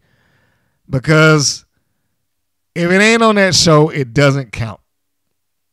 It's not like that content ties into anything. They just get to say some stuff in front of a backdrop and that's it. And oftentimes it doesn't even matter. They just say some stuff and move on. So we got Sierra Breeze come out there and we got another person with another dancing gimmick. She is one of 5 on the roster that got to do some stuff. And as the match starts off, then Fury and Rebel Hayes decide they want to dance along with her. And they start mocking the dance. What I did like here was we'll call it the Fury fake out. Because it looks like some stupid stuff that a wild girl would do. Hey, sure, I want to dance with you. Let me show you. Even though this is supposed to be some sort of competitive contest, let me do that. I was like, and boom, she grabs her with the headlock. And that's what she should have did. Because this knucklehead decided that now's the time for dance class and forgot that she was in a match. But, like I said, I like it. Because Fury made it work for this situation. I mean, I'm sure that, Sierra Breeze had the course give in to that, but it works for this situation. That's the bottom line. This match seemed more crisp than the previous match. No disrespect to the previous match. What I am going to say, when I say that, I'm going to say this, and this is a rarity. All the matches that took place on the show were pretty good. I know I don't say that often. Yeah, I get it. I know. But yeah, all the matches that took place on this show were pretty good. So me saying that this was a more crisp match than the first one is not a knock to that match. What I am saying, though, is that of the 4 here is probably the least smooth. If that clarifies things. Good match. It just had its little moments. That's all. Rebel Hayes sits on the outside and does exactly what I expect her to do. She just kind of overacts with her, rock on fingers and whatever the heck. Breeze looks like she's coming along. She's very athletic. Got some hops up for it. The crucifix pin did not go down well in this match. That may just be because she missed the arm when she tried to hook it in. But at the same time, it still works in a wrestling context because you could believe that Fury would just fall down to try to break out of it. Like, you're going for a crucifix, I'm just going to kick my legs out and drive you into the mat. And I wish that had been, somewhat of the narrative of the commentary. But like I said, you could believe that were the case. Like, okay, she's trying to break free, but no, Sierra Mist still hung on tight, the wrestler that she is, and she's going for the pin still, even though she's got the air knocked out of her. That type of scenario. Did not finish the match. Fury was able to get out of it. Good on her. She was doing a good job here. Nice suplex, but I also expect her to do a good job. In fact, my expectations for Fury as an in-ring worker in WoW's universe are reasonably high. Just because I've had interaction with her match up close in some cases. Nigel does make it a point to bring up that she was trained by Robert Gibson. I am honestly surprised that had not happened before, that they hadn't brought it up. I thought they would have by now. That is a good selling point to her. Although it's a shame that Mr. Gibson's school is no longer functioning. Goddamn pandemic. Anyhow, the match moves on. Fury tries to get a kick in on Sierra Breeze. She does a little fake out maneuver and then gets into a kip up. For whatever reason, when she kips up out of that, she just decides to stand there and jaw jack with Fury as she looks at her. And what does Fury do as a proper heel? I'm just going to clothesline you back down. Great. And a fantastic suplex. It looked like she provided a little snap on there. Not quite Dynamite Kid worthy or, anything to that level just yet, but really good. Looked like she had a little powwow with her in the middle of the ring when she got the front face lock in and draped her hair over her mouth. I'm sure that whatever it is that needed to be communicated at that point was probably communicated then. Getting toward the end, and she called her with another big clothesline before that was done, but getting towards the end, maybe the best portion of the match or the highlight portion of the match. If there was something that I were going to do as a editor, if I was doing a reel for a while, this would probably be the thing that makes the cut. So there's a portion where Breeze gets Fury in the corner, right? Well, that's after she charges in. So I see that Fury had to essentially tell her to come back when she's sitting over there dancing around. Yes, Fury, I saw those hands move. I saw the signal. I saw the signal telling her, come on in here. Yeah. I've been in them training rooms with Robert and seen how he gets his boys to communicate. Anyhow, she gets to come back in. Gets a hit on Fury right in the stomach. Nice maneuver how she did it. It was almost like a reverse 619 with the knees right into the guts on the inside. Then she gets herself into the ring, walks up backwards onto the ropes. And also, to the credit of the show, good camera angle here. Good camera angle, both of them. The launch point and the impact point. Great shots by the camera guys. Breeze launches herself. It looks high. It looked impactful. You could easily buy the fact that if you're coming off with, 100 pounds or more on another human body, it might knock the wind out of you for a bit to keep you down. It was good. Very good. Her being Sierra Breeze, this was probably one of the best things for her. Being in the ring with somebody else at a Fury's caliber. Being in there with Penelope Pink was a good start. Forget the tag match she was in following that. But being in there with individuals like that, good on her. And she scored her first win. Now, I don't know what that's going to do for her overall. I've just gone ahead and accepted that if you debuting well, you're debuting to a loss. So, I just accept it now. I still don't agree with it all the time, but I accept it. That's just what they want to do. This is a cold match, but the match was fine. Probably not going to kick off any feuds. Probably not going to, have any returns of fear like, there was a fluke or this, that, and the other. You're probably not going to get any of that. But as a match that had nothing leading into it, I thought it was a fine way to engage viewers and attendees. But the next one really took the cake. And it was everything that I was saying that they should be doing. It was everything that I pitched for if I were going to do a tag team feud. Now, in this case, they're substituting the team that I wanted with Los Bandidas, but the same rules apply. There are two teams who have a style that can mesh, and they can win people over just based on the match alone. That match being the Mighty Mites and Los Bandidas. This quite possibly may have been the match of the show, at least for me. It was a faster pace. It was a more engaging pace for all four. Dave McLane is very difficult to take as a commentator through this.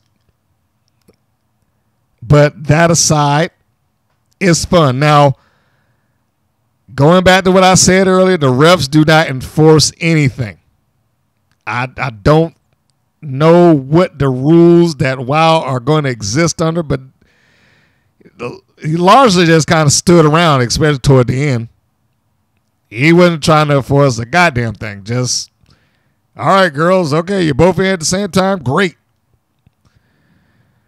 But that aside, it was a very entertaining thing to watch. Now, if I were going to try to justify the fact that you had all four of them in at various points of the match without any repercussion, it'd have been just as easy for them to say it's like, this match is operated under lucha rules or WoW lucha rules, so you can make up what you want at that point.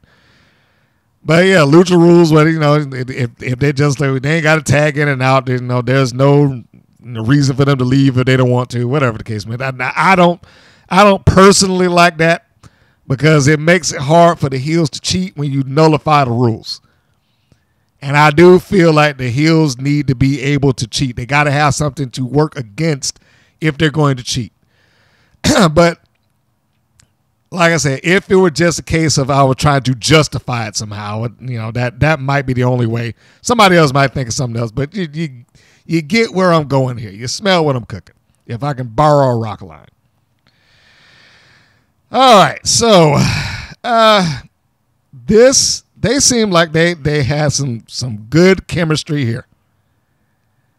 I mean, probably difficult to call, but just in the first couple of seconds of it, back and forth, up and down, tumbles and rolls. I mean, just a lot of good stuff that was going on there. I cannot re-stress the point. You have two teams here in what is essentially a cold match that was able to engage people, or at least capable of engaging people, without them having any sort of plot line, angle, storyline. They're able to do it just on the basis of the match in and of itself, and that is an asset to that show. They should be getting more of that, not less. And I'm not saying it necessarily has to be this style of match. I'm just saying people who are capable and good enough that they can engage an audience without having to have some nonsensical storyline, like I'm trying to win over the love of my former coach. This was a match, and it was the match that WoW needed. I cannot give. I'm really flabbergasted that I liked it and that I wanted to praise it when I watched it. I was legitimately flabbergasted. I was like, I cannot believe that I have to say something good about a wild match. If you just took this thing out of the show and put it on Impact, let's say, I think it would work for that audience, or MLW, or any independent, quality ran independent wrestling show. It showed the Bandidas get some nice tandem maneuver in there. It showed the mites and their, I'm hesitant to say high flying style because that's a term that McLane uses, but got them, being able to show their style as well. And it showed a little bit of personality on the Bandidas case. Now, the only downslide that I had with the Bandidas was not anything that they did in this match. Far from it. The only thing that I had with them is the logic of them just suddenly winning. Was it Sophia Lopez was just that bad of a manager that she couldn't manage them to win? Is that what I'm supposed to take from them breaking off with her? Because they have been just a loser team up until like this point. Now all of a sudden, they got some moves behind them. Once they, I guess, seemingly got rid of dead weight, but it was inexplicable dead weight. And you couldn't boo them getting rid of this person because she had cancer. I was like, so I didn't know where they were going with this. Like, there's no good out. So anyhow, and have we heard a promo as to why they decided to do it other than, we don't need you? They didn't say, well, you were the cause of us being bad, or you held us back, you stole our money. I mean, like, how do you even do that and then not make Lopez look bad? How do you do it in reverse? If Lopez just starts suddenly managing people into victory, it's like, what does that say about the other team? It's like the opposite way around. Fortunately for them in this show, that did not happen. Her charge failed. So it looks like, by and large, that, hey, maybe it was dead weight that held the Bandidas back. Anyhow, let's get back to the match. I know I just kind of wandered off there.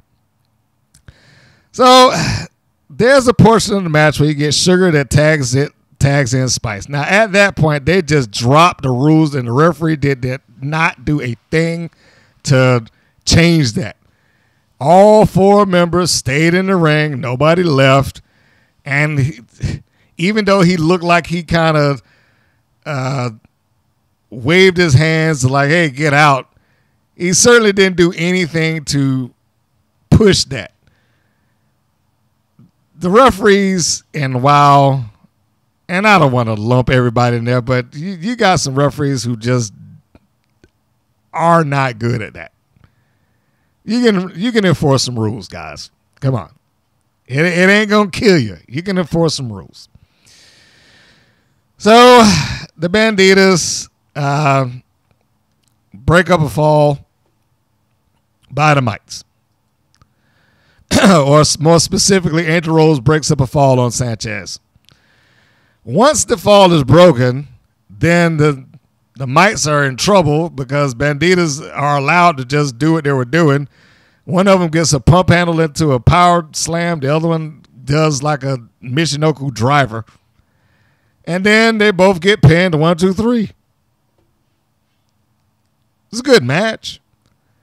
I just did not necessarily care for the rules. This is probably the best that Los Bandidas has looked in, well, maybe looked, period. We have to acknowledge that it's Los Bandidas version 2. Rivera, I'm trying to make sure I don't say Riviera, but Rivera is no longer there. I do believe she's still wrestling. I think I saw her on her Instagram out in what is it, New Wave Lucha Libre, something like that. I can't remember the exact promotion title, but she looks great out there. Just as a side note, if you haven't found her, you should probably check her out and you can see the videos that way. But this is the best that they've looked, the Los Bandidas.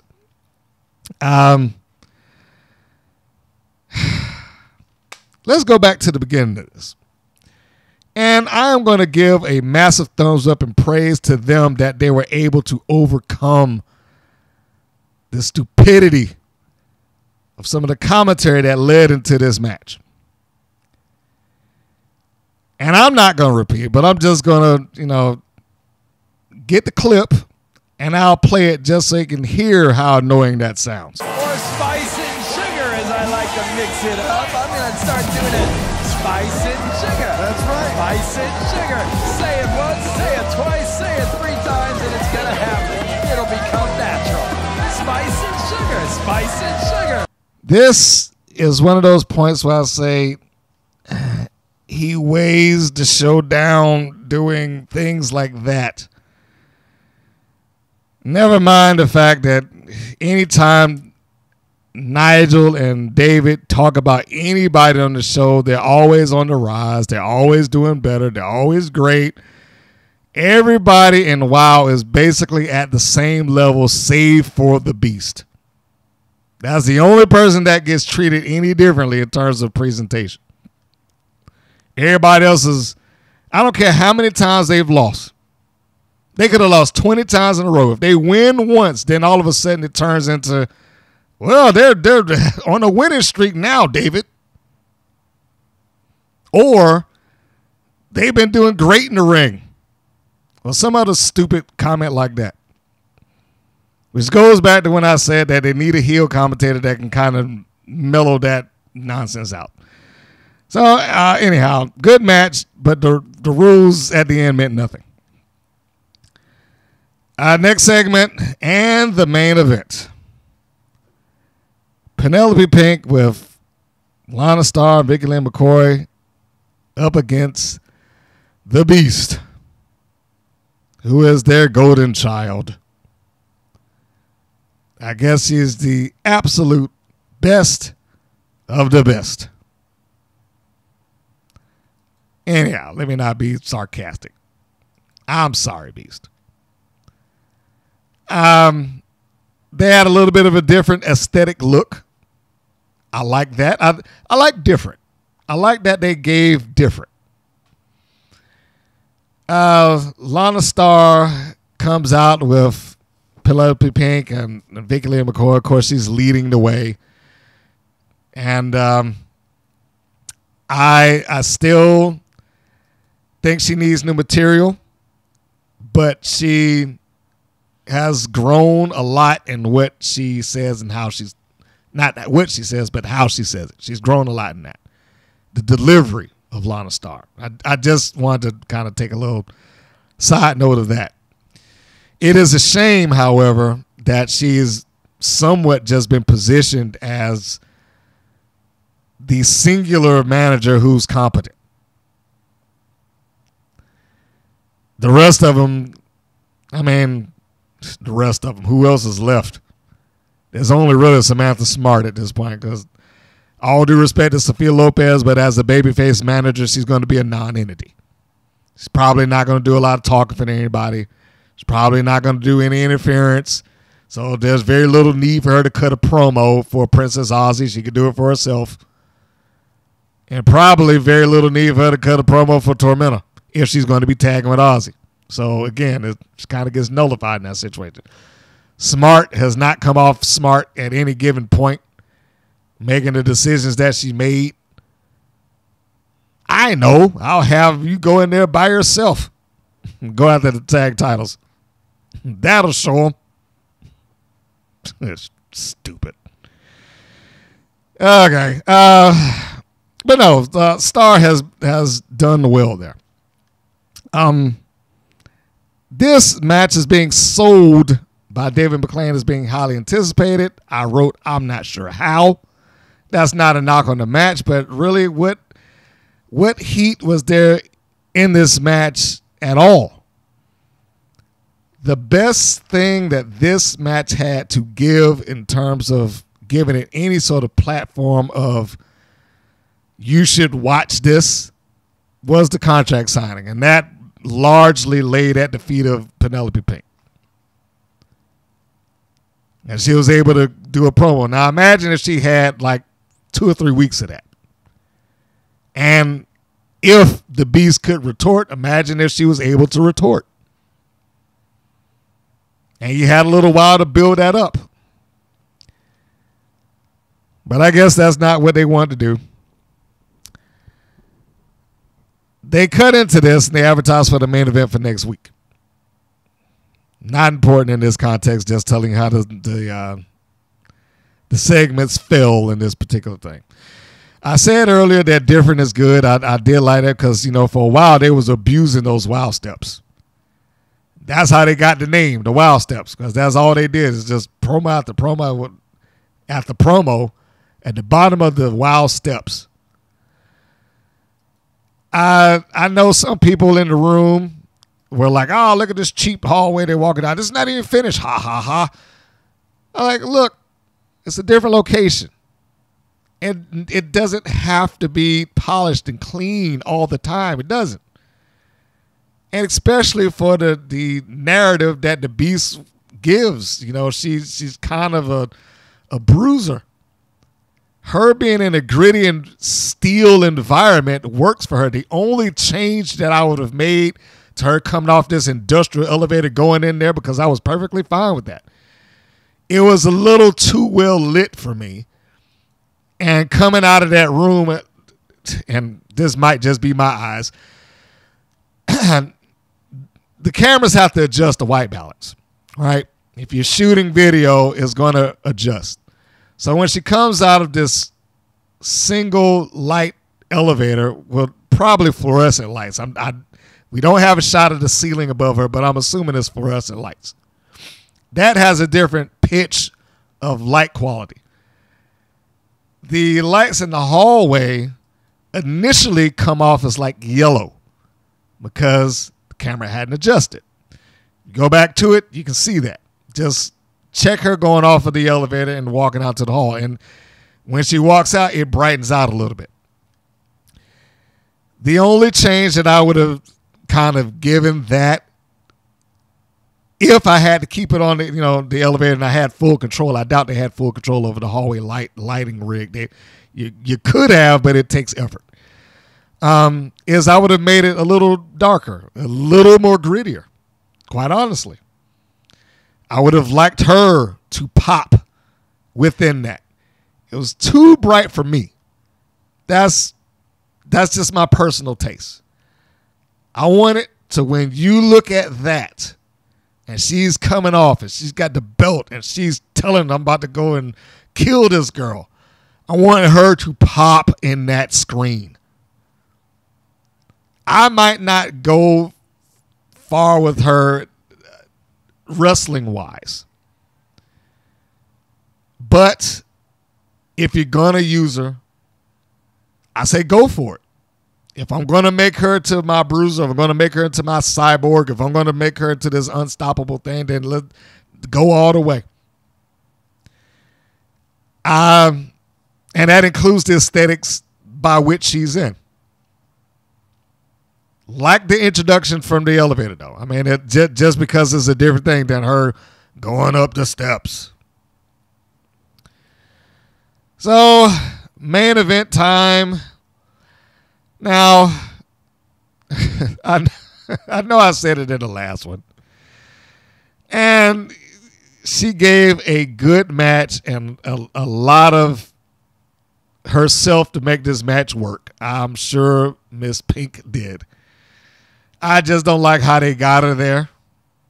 And whatever happened to Tiki? What happened to that? Was that a one and done? Did she just lose and be like, all right, well, I'm going to get a title shot now? I was like, I said then, like, Penelope Pink in this universe fails up. She has not had to win anything leading into a championship match. She just gets a championship match. I mean, and that could be a story in and of itself if you really wanted to push it. But the point being here is that she almost survives in spite of booking, if you want to take it that way. But it should be booked better. it should be booked better. I mean, when I say in spite of, because clearly at some point when she got the title the first time, that's what, David wanted, obviously. So it's not just like, hey, I managed to get here because, against all odds. I'm not saying that. But what I am saying is her having lost, who was that she lost to before that gauntlet? Leia McCoa. And then they have to put in there's a wild card rule. At a certain point, match quality helped kind of erase some of that. Some, not all. I'm not going to say that it just got rid of it wholeheartedly, but it got rid of the stigma of you didn't deserve it. Whereas, I don't know if they did necessarily the same thing for Abilene Maverick at the end. By the time she got to the end of it, she was just surviving the championship matches, not necessarily winning. But you get where I'm going here. And they need to do a little bit better. They have protected the Beast, at all chances that they could. One of their top heels should probably get the same thing. It doesn't necessarily have to be Penelope Pink. Whomever is dictated as being that person. So that by the time you get to a match like this, it would have more oomph. It is pretty much the same rule that I applied to Class Master versus the Beast. They wanted to sell her as a physical equivalent or, something along those lines. But she had not been presented that way. She had actually lost multiple times before she got to that point. And then she gets the championship match, and then she was beat clean, and now it's over. She just kind of moves on. But imagine if they had some time. Imagine if she was the monster on the other side of the spectrum waiting to collide with the Beast. That is the same deal with Penelope Pink. Pink works well. Probably better than she should in a wild environment. So quite frankly, the Beast does the Beast stuff, and she does it well. Power, slamming people around, tossing you around, and Pink bumped well for her. What else can you say?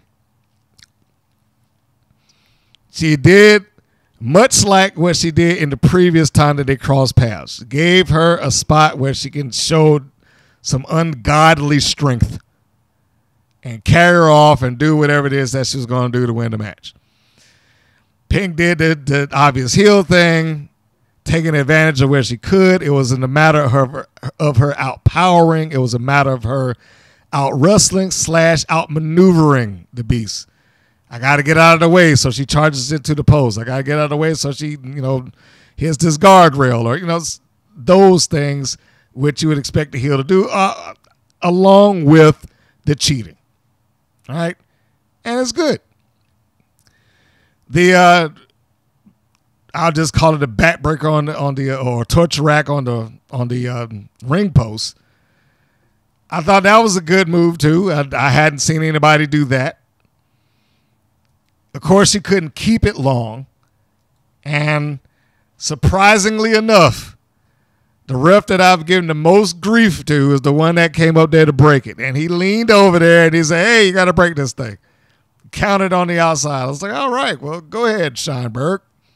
How about that? So the match moved on. And obviously, I'm not doing the play-by-play here. We're just talking about, some of the stuff that took place during the match. Pink does her heel shtick, yelling at some of the fans. Again, outmaneuvering, trying to outquick the Beast as her friends look on. Lana Starr and Vicky Lynn McCoy. Vicky Lynn, I know is a little controversial in that roster, especially at this point, because she's no longer there, and there's been words or accusations bandied about. We won't go into that. But I have to say, fair is fair. McCoy did well as a heavy. And I don't mean that as a pun. Before there's somebody out there is like, ah, ha, ha, ha. But she did well as an enforcer. Her body language was good. She was always engaged with what was going on. Always made sure that the referee, seemingly, I'll just say that, seemingly she looked like she was trying to cheat for a shoot. She tells the referee, hey, after the Beast is on the apron and she shoves off Penelope Pink, she walks over to the Beast. She's like, hey, go check on my friend. He turns around. She sweeps the legs, which is great. And then Pink gets up like, all right, time to do some work. There's the drop kick. Boom. Nails her and sends her to the floor. You got to give Beast credit. Sold it great. Probably didn't really have much of a choice. So this is the part of the match that I wasn't really fond of. The exchange between the two of them on the outside apron. Pink tries to do a suplex on the outside. Beast is able to block that. And then Pink staggers away. Beast gets a rear waist lock, and we know what's coming next. We got a suplex on the menu. She hooks it in. You can already see that Pink is preparing for this impact as she braces the back of her head. But what you got was being slung into the ropes and then going over. Did not look good. I mean, it looks good in terms of anybody that's watching that is not going to doubt whether she is hurting or not. Most people will look at that like, oh, they're going to get a shock off of it. But, you don't want to do that at the expense of popping your neck across a steel cable or a highly tensed rope. Whichever one they use, I think that I really hadn't taken a real look at it. I'm going to assume that they're using the steel cable ring where they, just kind of run the cables and put some rubber and foam around it and then tie it off in colors. So anyhow, that little toss on the mat did not end the match. They were both able to get back in the ring. Good on them. And apparently there does not seem to be any serious damage, or at least I would hope not. Pink comes in. She gets kicked in the guts. And then, of course, that sets her up for a beast bomb while there's Lana Star in there just, hell, look at me. Don't let her do that. And, does the normal heel distraction stuff. I was perfectly good with this match, and I liked the match up until the finish. The finish was repeated. We just saw it. The same thing. Now, if this leads into the narrative of Vicky Lynn being a screw up and we got to get rid of her, then I will be perfectly good with that. I'll retract anything that I'm saying. Although I still wish it could have been done another way. This is almost a copy and paste, other than the fact that there's no roll up. In this particular instance, Vicky Lynn does the same thing. Gets up on the apron, gets the Beast in much the same position that she did with Tiki. I'm going to hold you still. And then Penelope Pink is going to charge in. Now, the only stretch in logic that we may have there, folks, is if you can't hold on to Tiki tomorrow, I'm pretty sure you're not going to be able to hold on to the Beast. And she wasn't, and she didn't. Pink runs in. They collide head to head. The Beast is already back. She's set herself up and ready and raring to go for a spear. And she delivers a beautiful one. And there's another case of Pink sold it, put her feet up in the air so that the Beast, let me not say Pink, so that the Beast would know to hook him and fold her over. I mean, she pretty much just gave up of herself to make sure that pin looked good, or at least that's what it came across as. And then the Beast looks like a dominant force, as she always does, and then gets to raise her hand and victory. Yay, the Beast retains the WoW Championship. I have a hard time calling it a WoW World Championship. That is just me. But that's neither here nor there. Match is fine. Did not care for the finish. other than the spear. Did not care for how they got to it. Like I said, if it leads to the issues or an issue, because we know that she has to go, it's got to be. Well, I guess she doesn't have to be. It's not like why hasn't ignored stuff before. But theoretically, she should be written off to some degree.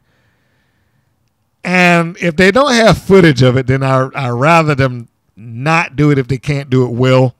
And I've lost faith that they're able to pull these things off. It's just like the disciplinarian thing. We didn't see any of that. Here, at least they have some footage to just insert in. If they really had to, they can insert in Vicky Lynn screwing up. I'm pretty sure they could dig back a little ways and find a couple of more clips that they can use in that to justify a firing if they were going to go that route. And Vicky Lynn wouldn't have to be there. They can just send her an email, do the same thing, just better. But they deal with Samantha Smart. The same thing, but better. They ain't got to have her picture on the phone. Just pick up the phone and fire her. Don't need a full-on conversation.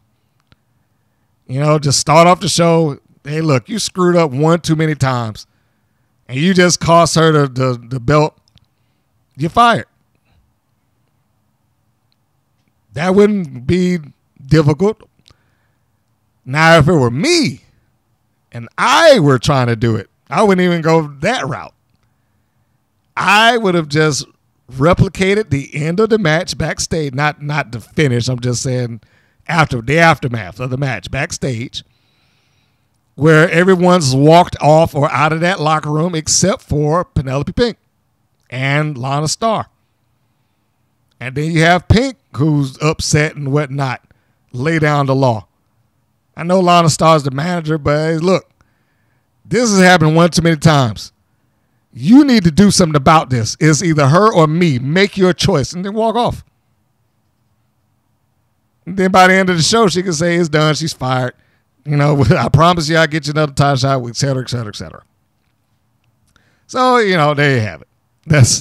It would be a little bit more elaborate than that probably, but that's where we go. So, there you go, folks. That is what WoW was this particular episode. Was it a good episode? Yeah, it was. It had some points of annoyance, generally coming out of either bad storytelling or more commonly the commentary.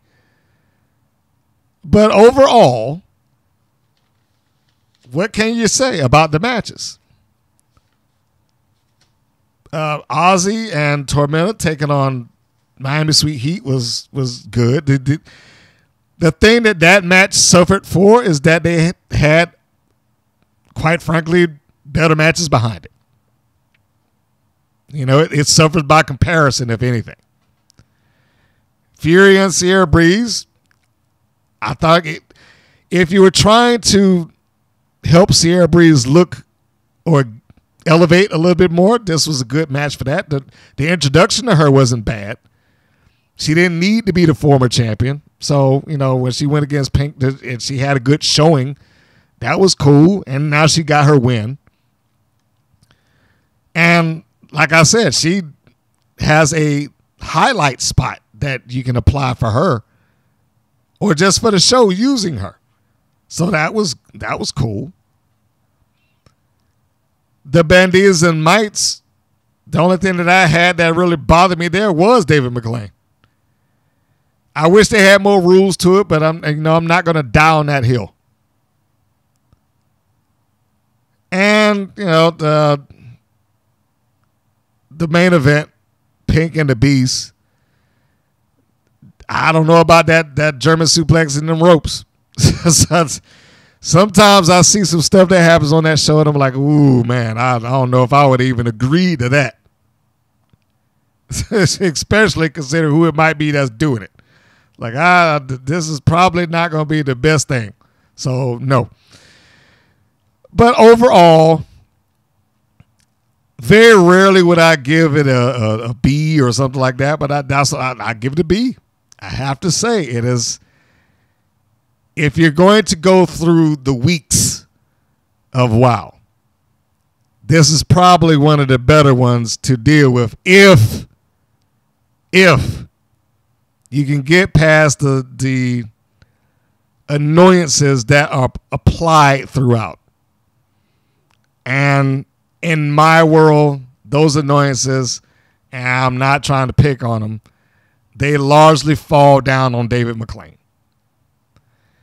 So we talk about that for a moment. David McLane's heart is in the right place. I think that I'm not even going to say a thing. I know that he fully believes in this product. Now, he might have found him a mark to provide him the money, but I think he fully believes in this product and that what he's doing is right for the overall growth of said product. And, it probably will be just fine. Regardless of what I say, my review or my view on how it should be presented is probably going to do just fine. And that'll be largely because of him and whatever dealings he may have. Because like I said, when you got a connection to television network and you got the money to back up the program, you can pretty much exist indefinitely until you get bored. But his presentation of himself as a on-air personality and as a commentator do not help that show. As stated, his very presence violates logic. You can't have a lawmaker of your promotion sitting ringside, actively calling somebody that's cheating and acting like he cannot do anything about it or not address it. At some point, that will be a question that is asked by some viewers if they manage to drag more viewers in.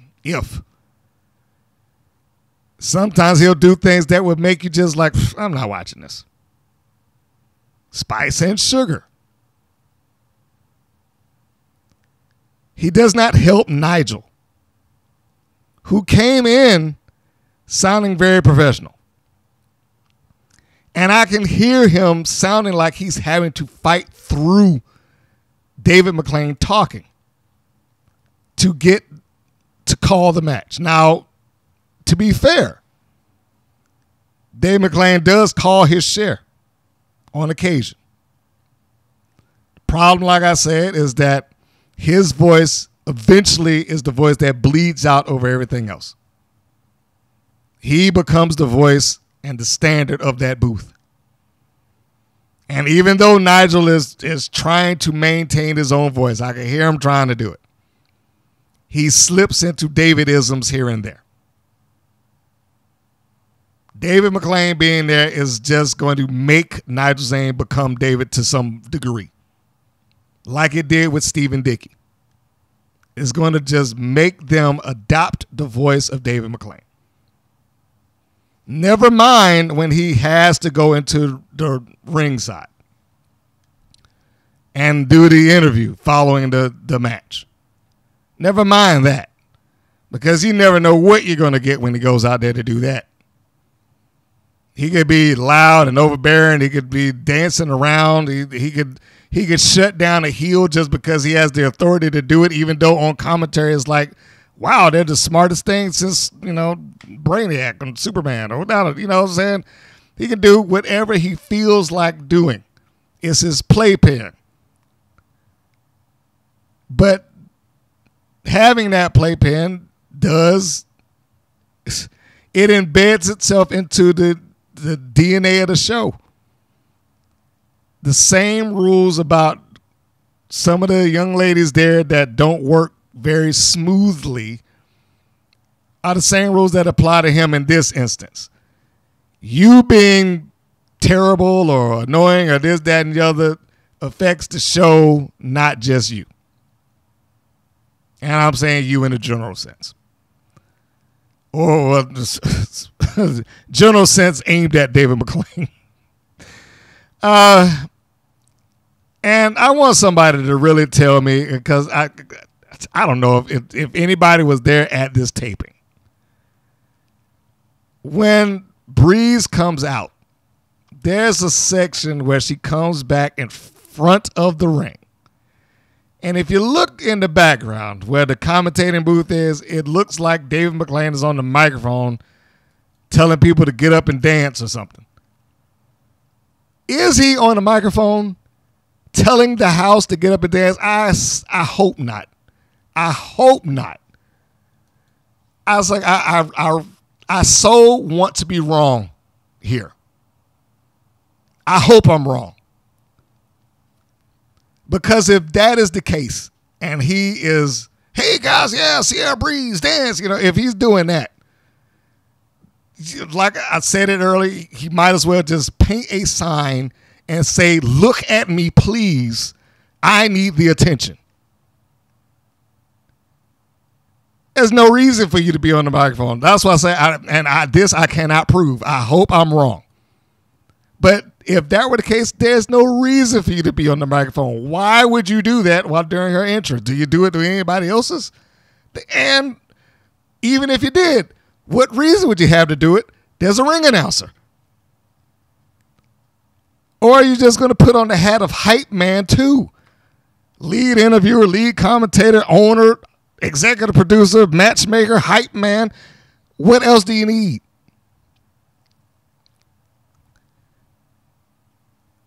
God, I honestly, truly hope that I am wrong. And that somebody can send a message, call in. I know Lord Jackers was out there at some of these tapings when he sent the message. But I don't know if he was paying attention or looking at that. But if you were, Lord, if you were Lord Jack, I'm talking specifically to you right now. If you were out there and you saw him do that, please let me know.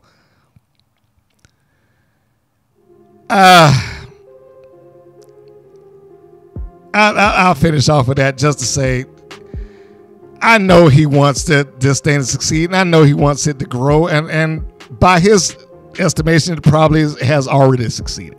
So I'm not going to knock him for that, because there's been a lot of work that has gone into WoW, and everybody there deserves, regardless of what I think of the creative, everybody there deserves credit. Having said that, I wish he would throttle it back some. And just, you don't have to not be involved, but you don't have to be as involved as you are. That's about the best way I could put it. So, in any case, that was the review. Well, I really didn't have all that much because I knew I was going to get to the end and go off into David McLane land. But I hope all the stuff that I was theorizing about that will prove itself to be false. That would be nice for me to be able to admit that I was wrong and move on. But I still think it needs to pull it back. For those of you that are listening to this outside of your broadcast region, I know they said that it exists in 100% of the markets. I know, but I know some of you said you can't find it anymore because it was on your CW, and the CW doesn't exist in your area or something like that. And you're wanting to know how these shows line up. That is why I segmented like that. But also, for those that have to look at the previous, most recent episodes, I don't know why I said previous, the most recent episodes, solely through YouTube, I have found that getting the order of how this helps you. So this is going to be the preview for the next show, and you can do with it what you will. If you're not wanting to hear it, you can skip ahead. You're still here? All right. So this is going to be 246. The title will be Time to Shine. Confident about their win 2 weeks ago, All-American girls Americana and Santana Garrett take on Animal Instinct's Goldie Collins and Katarina Jinx. Lil J Boogie has an opportunity to prove herself as a newcomer to WoW as she goes head-to-head with the impressive ring technician Coach Campanelli. It's their time to shine as Los Bandidas Sylvia Sanchez with Angel Rose finally get their shot at the Tag Team Championship titles as they battle the champs, the Mother Truckers, Holly Swag, and Big Rig Betty. How the hell did that happen? They won one. Was that a number one contendership match that I'm not aware of or something? This is next week? Okay. I mean, I ain't knocking it. I'm just saying. I was like, how did... They had been on a massive losing streak for like over a year. How did they just suddenly get a title shot? Okay, whatever. Do what you want. Wow. It's your playpen. How much longer does Lil J Boogie get to call herself a newcomer? Hasn't she been there for like a month or two? I mean, no, what am I talking about months? She's been there a couple of months. How long can you be a rookie? Well, I guess in WoW you could be there for about 10 years. So let me move on from that. And what was the other match that they... Animal Instinct and the All-American girls. And I'll reserve statements about that until I see it. Because I know I could be a little hard on the young lady Americana, and I don't mean to be. I don't mean to be. So I'm going to save that until I actually see her, and I will judge that match on the merit of the match. I know if she can physically do the stuff, whether she's going to sell better or all the little things in between that. Time will tell. And I guess that's going to be it. I believe we've covered a lot of ground here. And there's not a lot of varied things to really dig into on this episode. There was just the one thing. There was just commentary and the outside forces of Mr. David McLane. I know you mean well. I know you do. But there needs to be a governor on that commentary team, and they need to swap and switch or do something else just to cleanse the palate of that. They've changed many people. They haven't changed him, and I think it's about due. Anyhow, I am going to wrap this up. Thank you very much for tuning in. Yes, we know that WoW now is going to do some changes. Need to go to San Diego Comic-Con or listen in to San Diego Comic-Con. I know they're posting all their stuff up every which way. And you'll find out all the good comic book stuff. If you're a comic person like me, you'll find out some new releases on the movies and et cetera, et cetera. So you might want to tune in for that. I'm sure they will release videos of it, or at least I'll hope if they're smart, they will. You can check me out, of course, 24 hours a day, 7 days a week on the WPN website. Everything that has been done, shot, as far as matches, podcasts, interviews. There's an interview from Fury on there before she was Fury, by the way. It all exists on the WPN.com site. It is streaming right now, 24 hours a day, 7 days a week, always there. And every episode of the podcast drops there as well. Go ahead and check some of that stuff out. If you are not on the website for whatever reason, I don't know why you wouldn't, because it is the nexus of everything that you do. Just know that the podcast is also available on greater podcasting platforms. And the other half of you, which are on YouTube, you can always check us out on the YouTube channel, Women's Pro Wrestling Network. Or better yet, WPN Wrestling, and she'd pull us right on up. And on that note, thank you as always for tuning in. Thank you for the engagement. Thank you for the direct messages, whether that be Facebook, email, Instagram, and otherwise. I appreciate it all. And in closing, this is Mr. Green saying that this is Mr. Green saying so long, and we will see you on the next go round. Take care, everybody. Thank you for listening to the WPN's Rights and Wrongs of Pro Wrestling. If you have questions or comments, please contact us via our Facebook or our YouTube channel at the Women's Pro Wrestling Network.